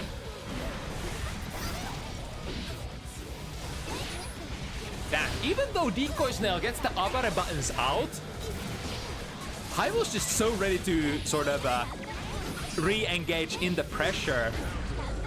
That's kind of why in Guilty Gear Strive, if you land Abare buttons, it's so important that you finish it into something. At least push the opponent away, soft knock down them, or, you know, get some real estate for yourself. All right, back into this, and now you're in the mix with DJ Bedman. It's great usage of deflect shield then. I was able to push hiwill away and potentially contest this round still. hiwill with the YRC in the air, so not the frame advantage situation they were looking for, but now the jump slash powering through that 2K that ZoKHiZ was trying to unleash there. Equalizing the situation, both players grabbing one to start out this set. A little bit of a handshake. Yeah, you're pretty good. Oh, good sir, you're pretty good as well. How about we download a little bit more from here on out? Alright, gold burst ends up working out, but look at that! The immediate response, wild assault, preventing the goober throws. IRC is the next defensive mechanic. Oh, hiwill goes immediately for his as well, but ZoKHiZ was ready to RPS that.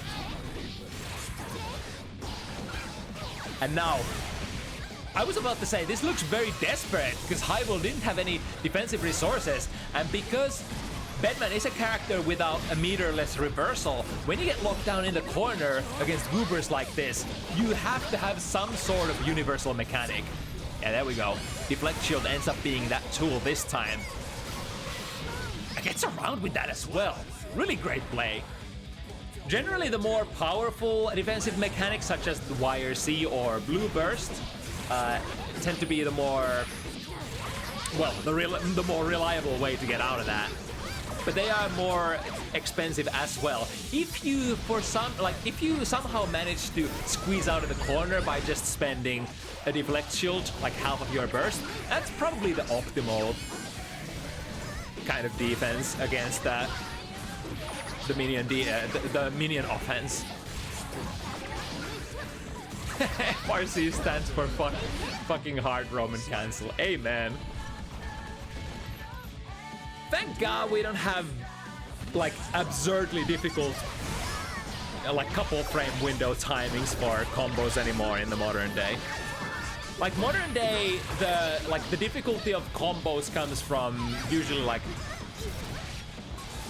hit confirms or like difficult juggles, but very rarely you have like true 1 frame or 2 frame links anymore within combos. Nice! Didn't even have to take the wall break with the goober in hand. Was able to get to the hard knockdown, and now decoy snail. Be careful, we have Will with all the resources in the world. We have the burst to, of course, go for the burst. we have burst meter coming through in the form of burst. Who's excited? who's surprised here? Ah, but the install was active, and during that you can't contest the errors of Bedman. Very nice maneuvering there for hiwill.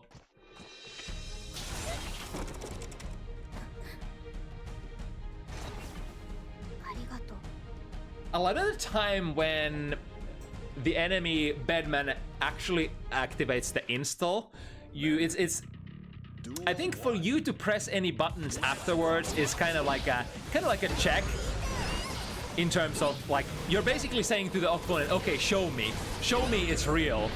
Because if the opponent is good at the video game, I think it's oh, that was the combo that Decoy Snail was trying earlier and now gets it, the double dash cancel one. But yeah, while Bedman has his install active, it's nigh impossible to contest him. And even if you do get a hit in, it's like their error is gonna go active anyway. This reversal super should be good, even if it's one of the slowest reversal supers in the game.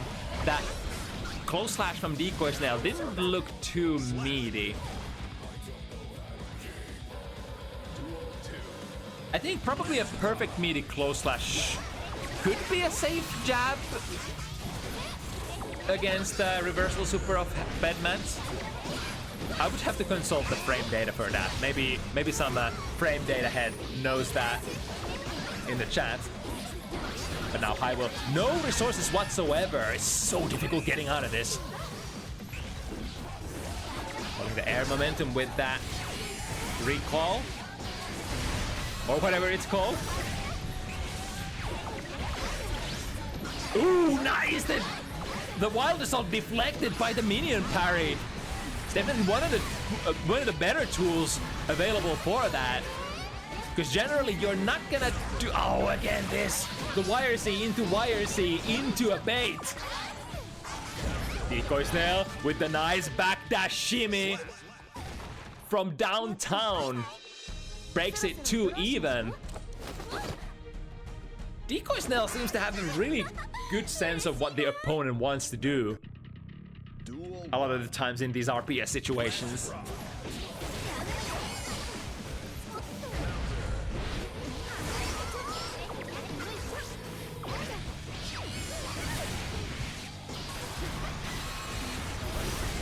Alright, here it starts. Ooh, it was so important to get the interruption in there. This is actually gonna land right. Yeah. Because Decoy Snail would have gone into landing recovery even if they land out of that. Activate the spark.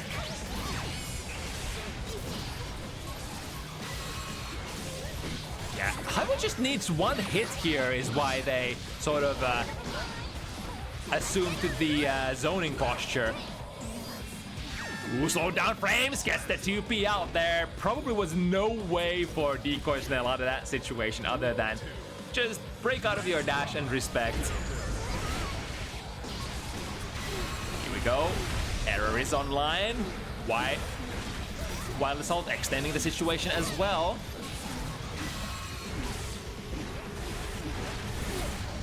RC, yep.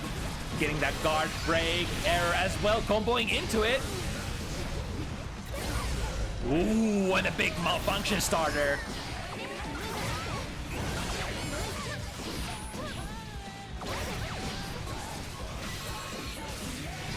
Nice! Use the spark as a way to put the opponent in the block stun and to engage. The dance of Bedman.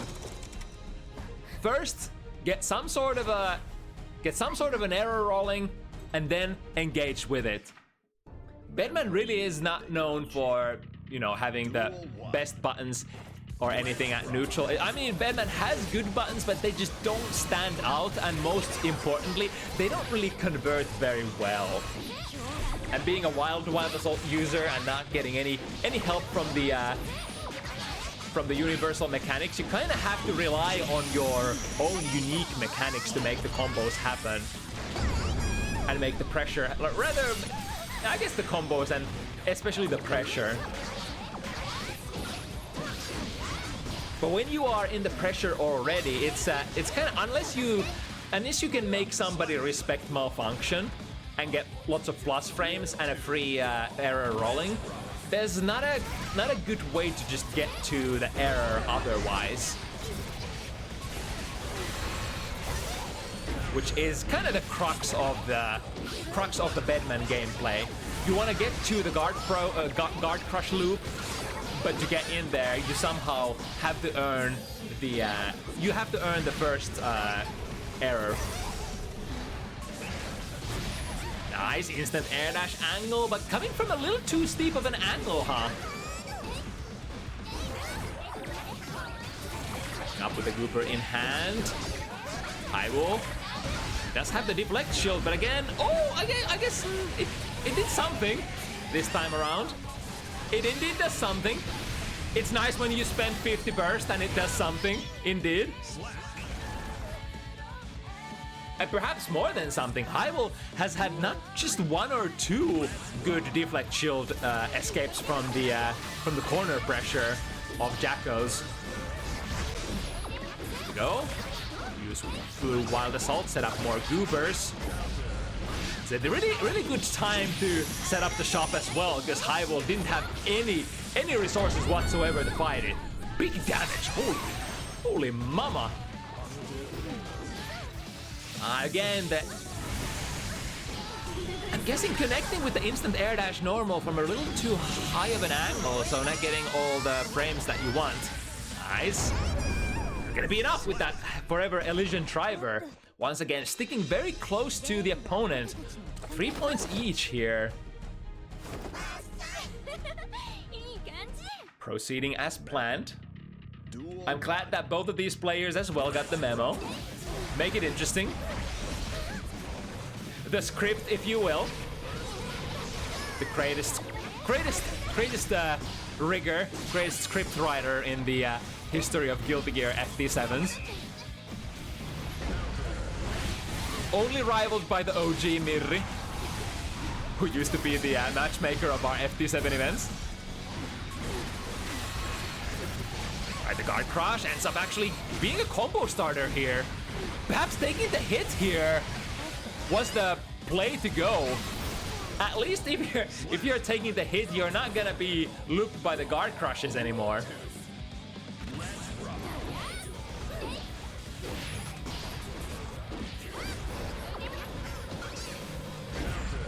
Ooh, 2S with a good anti-air. I was trying to air dash out of the corner, but the good positions of Decoy. Oh, FD ends up pushing Decoy Snail out of that soccer kick distance.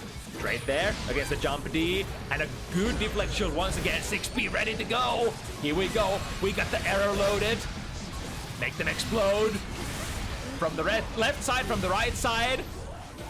All right, Decoy Snail is out momentarily. And Hiwill used so many resources on that offensive sequence that they don't have any to break out of this one. Boom! Big damage. I think, if I recall correctly, Bedman is one of those low guts characters as well. So very comfortable to finish off if you are able to push him into the corner at low health. And chooses to burst here before the guard crush loop starts. Still goobering and hello! Back from where? Was that a cross-up? I'm not sure. And a quick Street Fighter hit confirm. As soon as that went through, ready to go in with that Forever Elysian Driver. Really oppressive Jacko pressure. Pretty much what you would expect from a you know, set play character such as Jacko. Jacko's set play though is a little different compared to other characters. More pressure heavy. I guess we shouldn't call it set play. Actually, it's more of a just endless pressure kind of a character.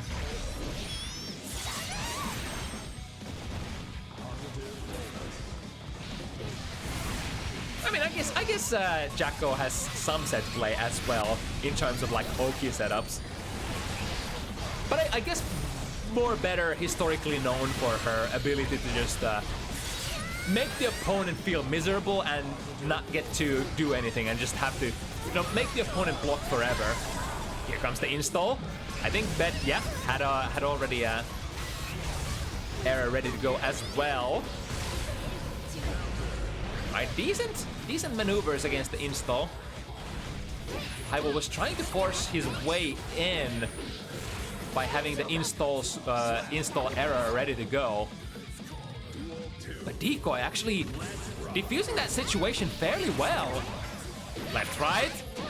I guess it's never right, huh? We can dash cancel combo again, dropping it this time. Then the gold burst, no dice. Deflect shield, pushes just a little bit further away. Here we go. Loads up the what's that? Let's see. I'm having difficulties distinguishing between malfunction and 6 heavy sometimes. I think it was 6 heavy, right? No, 6 heavy is the fuck. I can't even remember what his 6 heavy looks like. I guess that's why I got mixed up. I was blocking some bedman pressure here, and I didn't know what was coming, so I just got gooned out. But speaking of getting gooned out, Decoy picking up some steam here. 2 games lead here. Went neck to neck, back to back until that 3rd point for both players, and now perhaps Decoys now has figured out something, has got the download complete, and is able to. I think it's like oh, hello there. A little bit of fireworks. Decoy being a gentleman, returning it in kind. Oh, there we go, big party starter. The wall gives away a little too soon, however, massive damage and hard knockdown.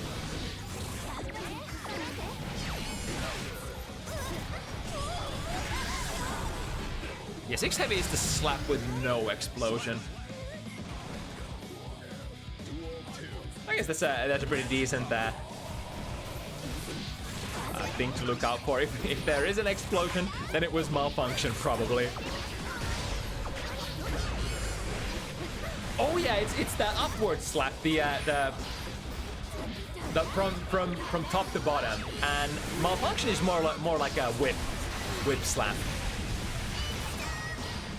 Right, has to burst out here in order to not get. Oh, hello. Decoy has the move active, finds a low, and gets a wall break as well. Get rid of the goobers, unleash the super, and we are potentially in a place where it gets to mix up. Let's see what Decoy wants to do. Yep, in for the close slash. But the position ends up being flipped. Another malfunction plus frames, and more importantly, gets the error rolling. Rolling really hard, in fact. God damn. I guess we have our first disconnection of the evening. Let's see, if I type DC in Discord chat, do we get a Hail Mary save?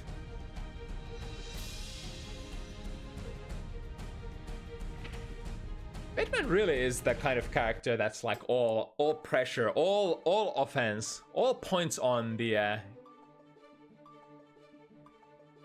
Oh, you know what I just realized? This is not my room, so I can't force them. Oh, okay. Decoy Snell did notice. I was sweating there. It's like, I can't force these players back to lobby because it's not my lobby. So if they just keep playing, then it would be very awkward. But yeah, the players did notice, and we're not gonna lose any of that good old Guilty Gear Strive competitive FT7 footage here on Bounty Hunters event number 131. Nice stalling, QK.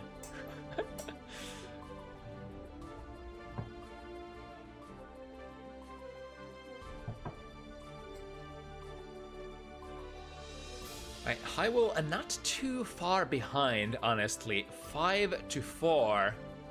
Definitely either player's a game to take here. And next one is gonna be super important. If Decoy Snell gets it, goes to the ever so important 6 points. So it's gonna start feeling really awkward for hiwill once again. If he is the kind of player who gets jittery when it comes to the checkmate positions. I know I am.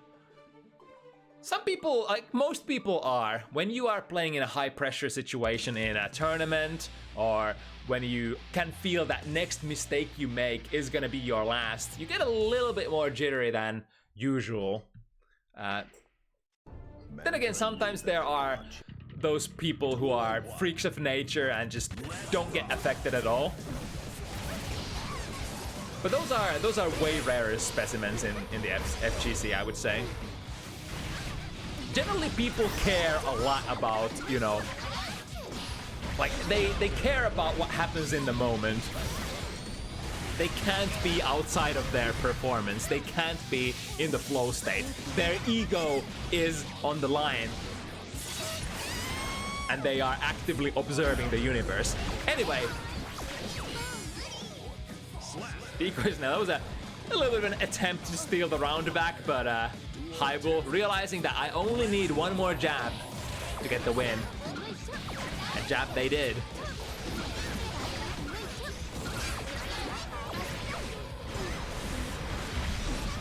Alright, Wild Assault is one of the other maneuvers in order to sort of get into that position where you're in order to get that first error rolling. I think it's still like you would prefer to get the error rolling before using Wild Assault, if possible, I think. I'm not sure if the guard crush of the Wild Assault itself has enough frames for you to get into to queue up what's it called? Malfunction.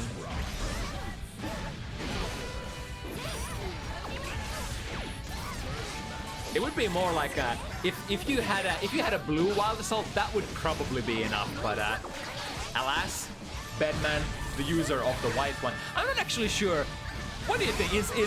Is white Wild Assault better for Bedman than the blue one? I think Bedman probably struggles more in the getting in department rather than just, you know, whatever blue Wild Assault could potentially do for him.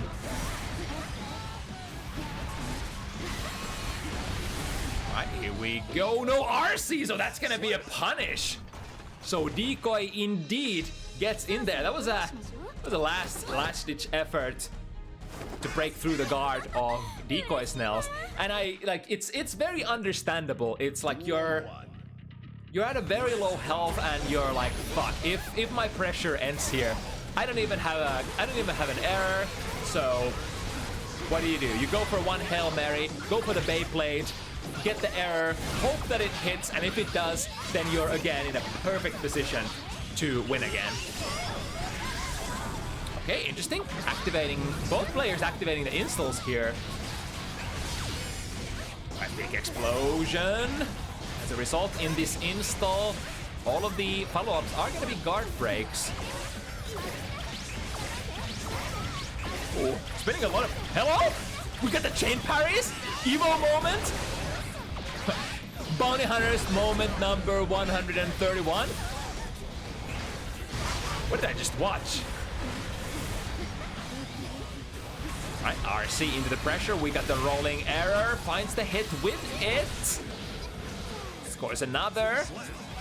And scores the round as well. Yeah, hiwill not quite ready to give it up just yet. Respect that round start. We're flowing ever so closer to the corner. Blue Wild Assault has been used, and hiwill has no resources to defend with here. Trying to go for the four. Oh! Yo, was that an F-Shiki that I saw?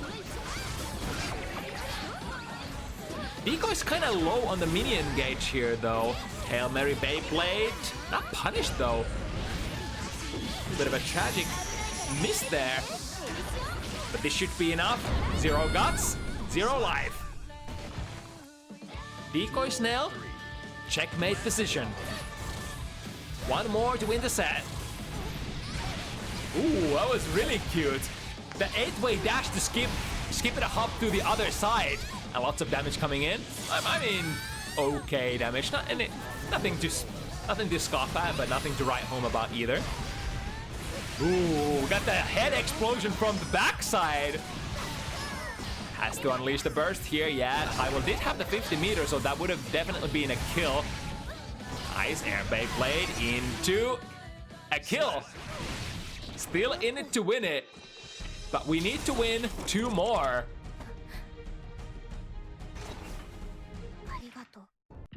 The rumors of hiwill's extreme rustiness has indeed been greatly exaggerated. We are doing. Oh, wait a second. That was kind of a cool bait.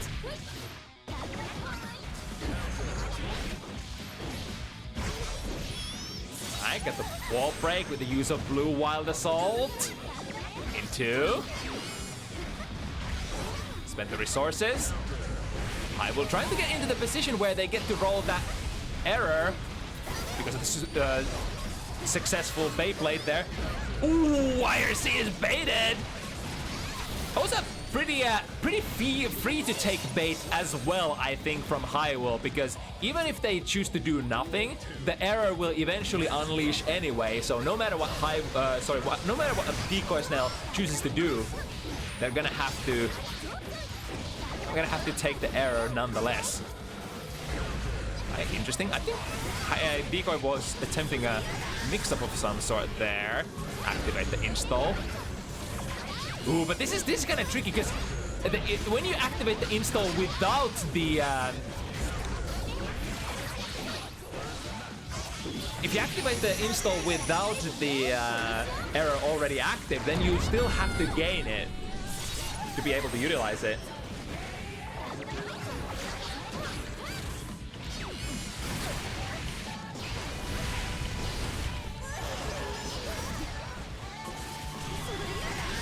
Activating once again.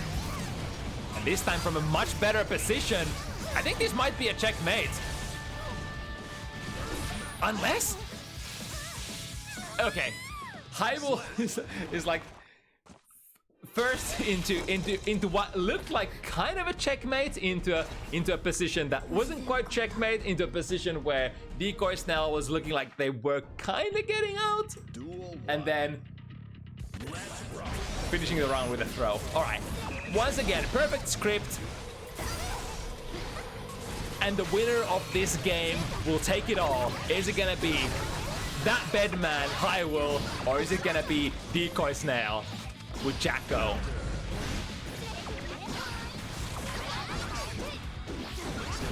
Very few resources to defend with here. hiwill will have to resort on FD and other universal mechanics, kind of getting out of it, not really. And with the kick loop, doesn't even need the super. Decoy Snail, set point. Players with a full stick of butter in terms of burst goes. Ooh, the bomb head explosion misses. Decoy Snail unleashes their full burst. hiwill gets value out of deflect shield as well. So all the defensive resources as far as burst goes have been used. Oh, that was cute.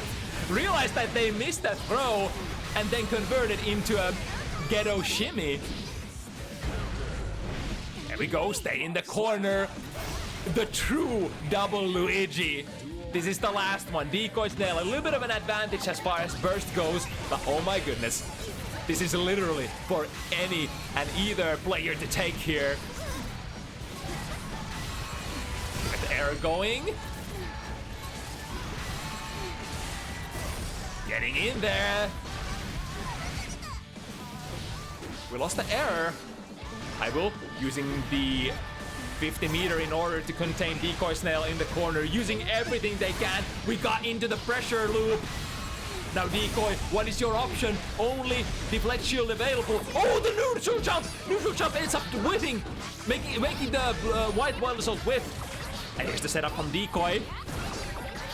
Backing off. Hiwill's risk is splinking. That's gonna be a lot of damage. Look at this. Bam! It's gonna hit for so much. Oh, but it's not gonna break the wall though. All right, probably even better for Decoy Snail because he gets to keep this corner position. Activate. This will make the minion gauge full. Hiwill gets out though momentarily. Decoy Snail not getting to utilize any of that, and I think he has a error already going. Decoy will have to respect this for a moment. Lots of guard crush, lots of chip damage. Jumping over another wild assault. Decoy Snail with the immaculate read for those wild assaults. This could be it.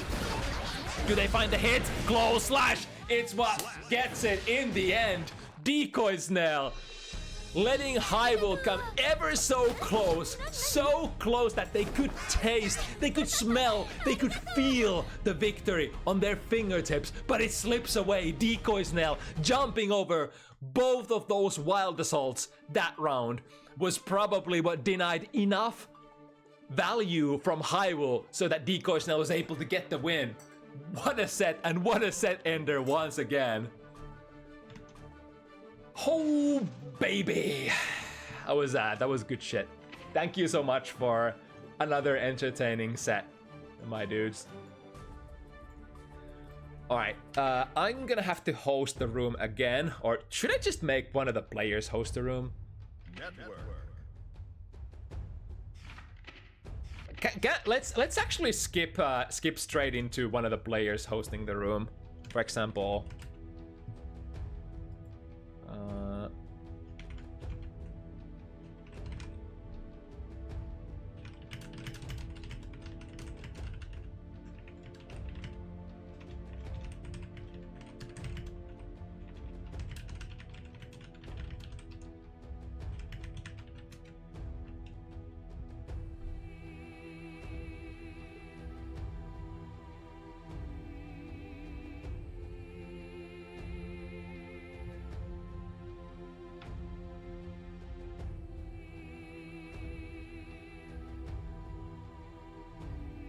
okay, so we're probably gonna make Jetstream Mark host it,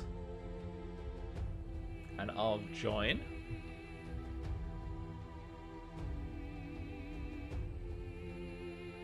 In order to save a little bit of time. We got like, what?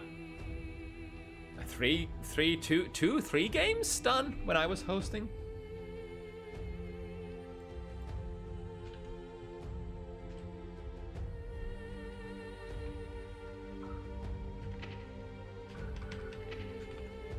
Just a moment. Doing TO things.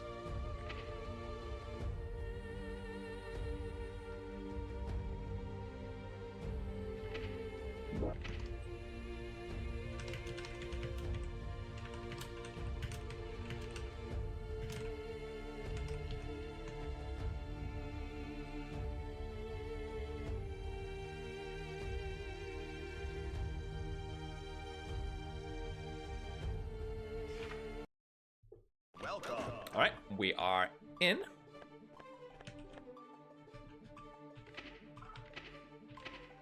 And we have both our players in as well.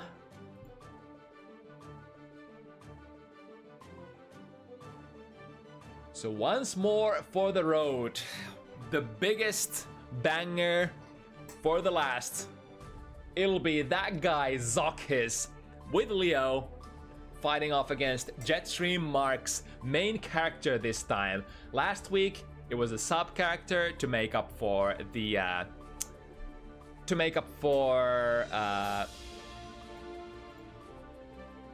whatchamacallit, the difference in skill level. But now Mark's gonna go with their main character. ZoKHiZ also piloting his strongest character currently, I believe. ZoKHiZ, of course, has many different ones. Can play Leo, can play Potemkin, can play Asuka, can play various different characters, but at the moment I believe Leo is the strongest one. And oh, getting fireworks way early into the round. But I think that, oh, I get it. The fireworks was to force Mark to pop right. But still, wasn't quite able to get... Yo, we're popping again? That's some Mary Poppington right there. Damn. So that's how the match is gonna be, huh? It's gonna be an enjoyable one, I bet.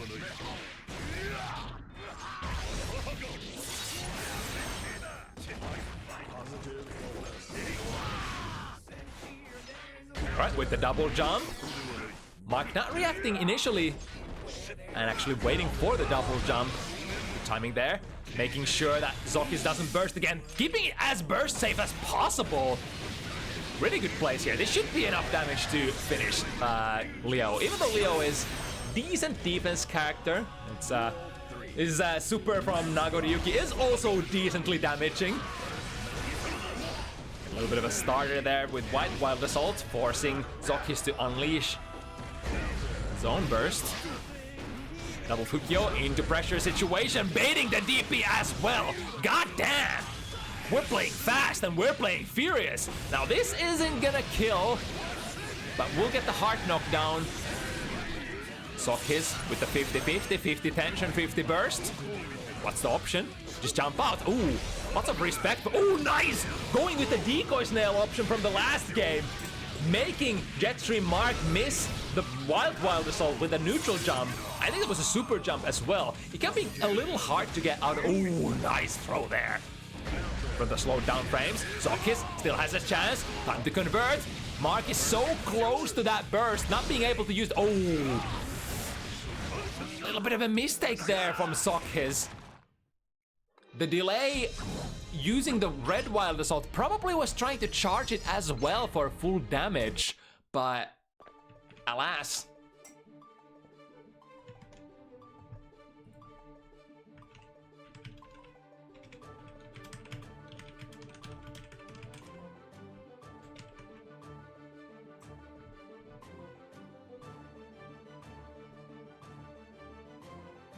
All right, Mark taking the first one.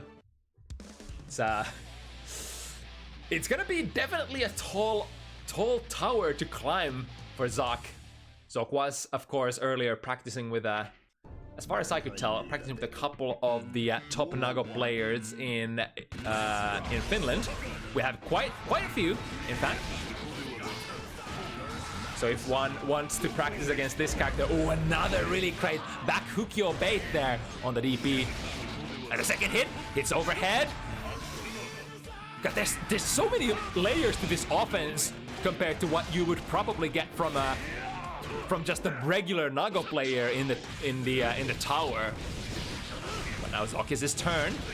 Finds the overhead. Conserves the tension and chooses to take the wall break with with burst instead, which ends up being the less economic call here. I suppose, like, if you manage to get the win, then sure. But you do start this way the next round with reduced burst resources. Speaking of reduced burst resources, that deflect shield not doing much here. Mark once again with amazing calls. Ends up hard knockdowning ZoKHiZ. Guess for your life, kind of a beat here. Respect this time, and flows into the throw. Man, they do say that the forward Hukyo is reactable, but in the heat of the moment, especially when you have a a Nago player that plays so fast and represents so many different options, so many different angles, it's... You have to optimize. You have to kind of focus on certain set of options. Sometimes even just a single option if you want to react to it. Duel 1. And it can slip by very fast. Leo is exactly the same kind of character, right? Just overwhelming your mental stack and sort of trying to make you concentrate on the wrong things. Okay, a little bit of a frame kill there with that turbulence. It was actually plus frames even despite missing that. Now ZoKHiZ finally on the warpath. RC, no burst available for Mark. Again, missing another back turn button. Perhaps a frame kill, perhaps a drop, perhaps we shall never know. But you know what they say about top players. They're always ready to transition into a reset from a drop combo. Second hit of the DP, overhead hits, ZoKHiZ finds a jump out against the command grab. Slipping a slide on the other side. And here comes ZoKHiZ with the wall break, this time taking it with a super. We have a lot of resources to spend here and building a lot of resources as well. The meaty side swap, forcing Jetstream Mark to react to the side swap, to the cross-up rather. 1, 2, 3. ZoKHiZ wants to burst here. Wow, a quick bounce with the Rekka 1. But we're gonna have to press. Oh my god, that was so tricky. There's so many options. Sleep and you miss it. Tried to take out the Sonic Boom, but Mark was already Beyblading forward, breaking ZoKHiZ out of that fireball. Now, similar amount of burst here on the last round. Players, again the back Fukyo, not getting the DP punish this time. The downside of the back Fukyo, I suppose, is it, well, as you might imagine, moves you back, so puts you in a slightly worse position to punish those DPs. ZoKHiZ with a lot of resources. What's the option to get out of this? Tries to backdash, but the DP, the second hit of the DP catches that. That's absolutely disgusting. ZoKHiZ drifting forward, not getting into the throw position, unfortunately. Still has the burst, jump. Jetstream Mark with the, oh, he's gonna pop. And ZoKHiZ, do we have the DOT from this? Yes, we do. Execution test at the end there. It was a lot of good choices for ZoKHiZ. Was waiting for the. I think ZoKHiZ being a Nago player himself, he knows when the opponent overextends, and it's super important, super effective to save your universal resources. Those blue bursts, perhaps deflect shields, perhaps even wire Cs for when Nago sort of commits to one special move too much and is looking for either the last hit or the blood-sucking universe. And once again, ZoKHiZ bursting the half-blood. So no, Mark ain't gonna have too many special options available here anymore. Ooh, tried to go for a really snashy combo there.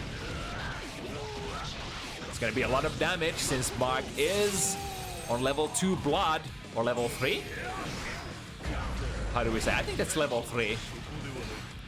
I'm not sure if the Nago community actually calls the blood rage like level 4 or 3.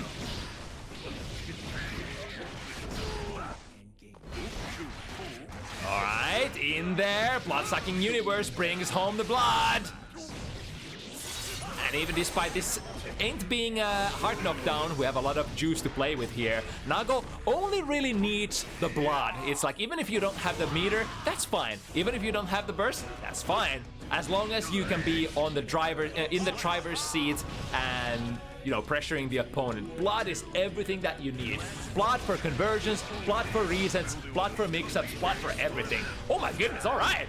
Dipping past the Mark into the corner was probably the best SDP I've ever seen in my life. Right, RC for pressure. Ooh, perfect timing on the red assault. Completely nullifying Jetstream Mark's deflect shield. And now we're mixing. You're in the mix with DJ ZoKHiZ. Hard knockdown. Look at all these resources that Mark has. What are we gonna go for? Are we saving? Has the burst here. ZoKHiZ was about to unleash a super. Yo, there! I thought for a second that the projectile would sort of cover ZoKHiZ there. And perhaps Mark did as well. But in the end, ended up just being a little bit of a distraction. Buying enough time for ZoKHiZ to find the throw. Alright, 2-2. Starting to slowly transition into the mid game. You have seen what the basic tools are that your opponent plays with. And now come the adjustments. The classic round start. White Wild Assault is gonna beat most of the opponent's options. I think ZoKHiZ, or rather Leo, can do a micro dash button, like micro dash 2K, which is a relatively common option. Are we gonna pop? Oh, we didn't set it up properly! And this is a Oh, wait, hello? No! ZoKHiZ, I think, missed the... was probably wanting to go for an RC or super or something, but missed the input there at the end and got a back turn D and lost his opportunity. But can't be too sad about that. You know, these things happen in competitive play, and you're just gonna cut your losses and go into the next round. And ZoKHiZ no stranger to mishaps like that, being a competitor from very OG competitor from back in the day. Yo, getting the hit, not getting the animation though. Into just the crack cash out here. He's gonna go not quite into a wall break. The deflect shield does guard crush, keeping Mark in the corner for a little longer. Ooh, he saw it. He saw that one coming. He saw it once. And as a Nago player, adjusting to it as well, ZoKHiZ with the defensive options. Right, lots of blood spent here, but also lots of life flowing out of ZoKHiZ's life gauge. Mark can't really unleash any special moves for a while, but lots of these heavy slices. Bringing a juice back, look at that. The blood pressure slowly going down. Oh, there we go, yeah. Use one of the... Wait a second. That was 6p. How is that fast enough? Wait a moment. How did that 6p work against White Wild Assault? Is that 9 frames? Wait, it still shouldn't be fast enough. Did I just see incorrectly? Or was it with... I'm not sure.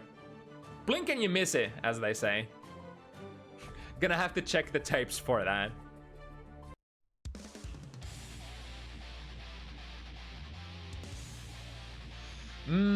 Okay, I see. So the back turn D was indeed a Wild Assault. I think it's like notoriously... It's like... It was kind of tricky to input some things, such as like the super out of back turn stance in the previous game. There might be some difficulties inputting Wild Assault in Strive as well when you are in back turn. Right, Mark with an extremely fast round. We speculated for like, what, 8 seconds on what's going on, and the round is already over. And ZoKHiZ kind of looking to do the same. Although Leo doesn't exactly have the same explosive damage as, you know, Nago has. Usually, ain't gonna end the round with just one combo. Oh, that's super safe there. But ZoKHiZ, he was still on top of the RPS and ready to react. Here we go. Oh, the two heavy breaking ZoKHiZ out of that. But the clash, there's so many things happening. Chat, I can't keep up. 6p works as an anti-air. Do we get the kill? Not quite. ZoKHiZ still in it to win it, perhaps. Unleashes the the heavy fireball. Misses the combo as well. And the trait does not favor ZoKHiZ, for he was so low in health. This is kind of funny. We get this problem when we are on a non-rematch lobby. So I guess we got value for not making this a rematch lobby, because I would have probably disconnected from the game here. All right, I respect it. Good choice. Good choice, Mark. And he knew. He knew that the spectators were gonna disconnect anyway at some point. Duel 1. All right, Mark with a 2-game lead here. ZoKHiZ just a simple round start, jump forward into jump slash, forcing Mark to spend that burst resource. But now ZoKHiZ might have to think about spending his as well. Oh, but Mark just option selecting it with an RC.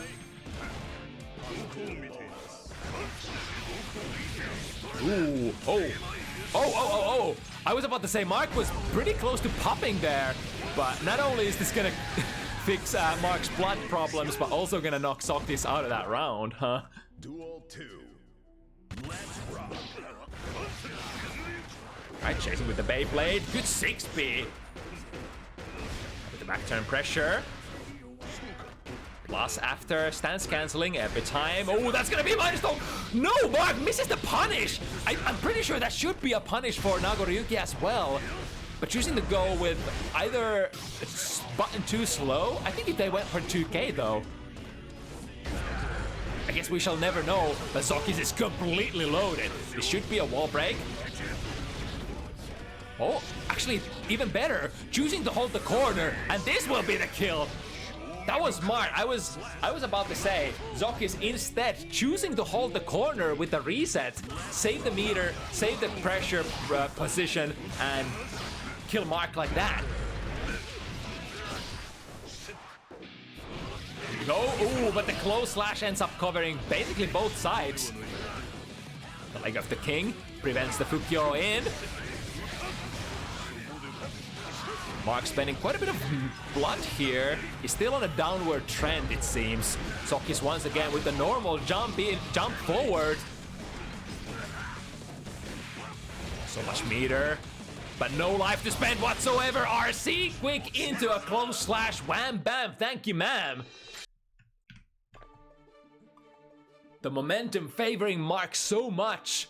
ZoKHiZ is having a lot of success though. These rounds go down to the wire. It's basically one RPS option, one way or another, that has been deciding a lot of these games. Especially when you're sort of dancing a fine line between going into blood rage and surviving. Mark started with some slightly wilder plays, but has, I think, transitioned into a slightly more conservative play style as the set has progressed. Probably because ZoKHiZ has just displayed really good knowledge of, you know, how to defend against Nagoriyuki. Makes sense. I mean, you play Nagoriyuki yourself, and you play a lot versus Nagoriyuki as well. Wall break, and now, is it gonna be the cross-up again? No, this time, just a 5B. That was probably a safe jab, right? In case Mark decides to go into a super. Oh, here comes the ZoKHiZ special. Never afraid to swing the reversal super, and a conversion! The swag conversion afterwards as well. Use the momentum, use the jump beep. That's gonna be a wall break. Or a kill, which one comes first? Nice, the instant air dash completely ends up negating the 50 burst from Jetstream Mark. But we're still in a mauling position. He's gonna pop, he's gonna set it up properly. And here we go, mix up. Ends up being just a regular old strike. Exiting the stance in a bang. SDP with the invus, double jump, nice! Evading the Beyblade and coming down with a button. It should be a kill. ZoKHiZ with the place. Don't drop. And he don't drop.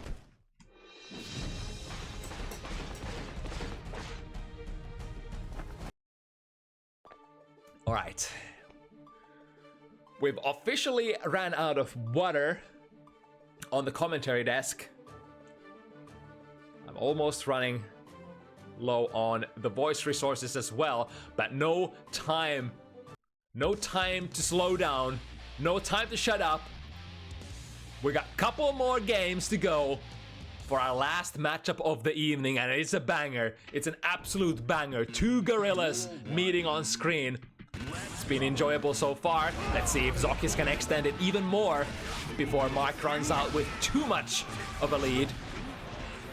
We gotta get out of this situation first. Perfect timing on the SDP. Also, howdy, people from the doc event, I suppose. I guess it ends up being this way around this time. I think I've raided you guys quite a few times in a row now. After Sunday events, that was an interesting hit as well. And Mark goes for the break. Go home or go big. And Mark goes big that time. Commits to the blood pop. Gets the kill. It's a blinking risk right there. ZoKHiZ able to... Did he break? Did he hit the button or did he break? Yes, he did! And that's gonna be big. ZoKHiZ is able to recover out of that full risk situation. And not only that, but get the hard wall break. I get to mix it up. The cross up is the name of the game. Still gets the overhead. Be careful. Oh, the Twitch reaction! We're playing Street Fighter here! Wait, he didn't die, right? Yeah, okay. It was actually ZoKHiZ who had the life lead there. Nice, again, the double jump. Avoiding the blood option from the round start. It's not just a like big reward to jump out of the White Wild Assault, but also if you get to jump the big blood spending options from Nagoriyuki, you would love to do that. Generally, Nagoriyuki matchups revolve around you first reducing Nago's blood and then striking after that. Because let's face it, no matter who you are, Nago's neutral skips are very powerful. Ah, but he knew it, he knew it. It was like a vulture ready to pounce on the dead carcass that ZoKHiZ was. And Mark moving on to 6 points here. ZoKHiZ has a big rocky road ahead of them. I really love how... I think you need a little bit of lore and meta knowledge of, you know, the community to understand the beauty of Ruckus cheering against ZoKHiZ here. Yeah. But I dig it, I dig it. Right, Mark showing no signs of slowing down. 5B. ZoKHiZ out at the sky and the blood-sucking universe. Wow, Mark is basically tasting the victory in the iron of ZoKHiZ's blood. Yo, what was that? The mix-ups. Mark is so up ahead that they're bringing in the swag. And checkmate for Mark. One more to go. Is ZoKHiZ gonna be able to break out of it? With a cross-up, another one. Ooh, a hiwill deflect here. ZoKHiZ scoring a lot of small hits, but you know, in a matchup like this, it doesn't end up the small hits that matter. It's usually the big ones. And Mark coming through with another big one. Hard knockdown, putting ZoKHiZ in a hard knockdown situation. ZoKHiZ has a lot of resources though. Full burst, 50 meter. What are we gonna use? Wait for the DP! Try to focus for the DP RC. Place it again. But Mark has very downward trend on the blood. ZoKHiZ on his last legs. Wild Assault combos into a counter hit. Bounce and he's done it. Jetstream Mark showing up how we do it in the top player Nagoland. Even despite one of the top talents from Finland being the opponent here, Mark displaying absolutely mind-blowing speed. Even among Nago players, that is some immaculate speed right there. And representing so many options, even as a spectator, even if I don't have to play myself, I got so overwhelmed. It's so hard to see what Mark is gonna do. Just utilizing the full kit, sneaking in, The command crabs sneaking in, the overheads, the pressure resets, the shenanigans, even the little momentum mix up with the jump K at the end there. You got it all. You saw it all, folks. And that's how our event this week will come to a close. What a hustle. What a hustle. Got a lot of close ones. We in fact got almost every single game was decently close. All right. How do we proceed from here on out? If it's your first time here and you need a reminder how this shit works on Bounty Hunters, you can join my Discord for sign-up forms. We'll set you up with somebody who's close enough to your location so you get a good ping, as well as we're gonna match you up against somebody of somebody who is of similar skill level to your own. And we're gonna have these absolute bangers again, week after week after week, for the foreseeable future, every Sunday evening, 5 p.m. CET. I think the only Sunday that we're gonna miss this year, probably, as far as I can forecast right now, is gonna be the weekend we have Install 2024 in Finland. That's the biggest fighting game event happening annually in Finland, which means I'm gonna be attending as well, so won't be able to cast that Sunday, but that's probably the only Sunday we're gonna miss. Otherwise, it's business as usual, games every week. Yeah. Ain't got anything else to say. Let's see who we could rate here, potentially. I mean, I guess it's not gonna be Duck this time around, because, you know, they finished already.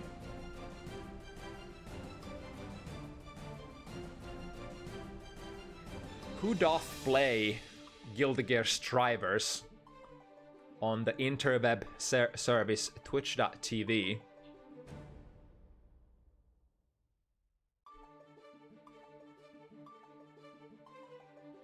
Preferably one of the players or one of the regulars on Bounty Hunters. I do see Juxtaposer online, one of our avid competitors, or a humble little event. Let's yeah, I don't recognize many others, so let's just go raid Juxtaposer again.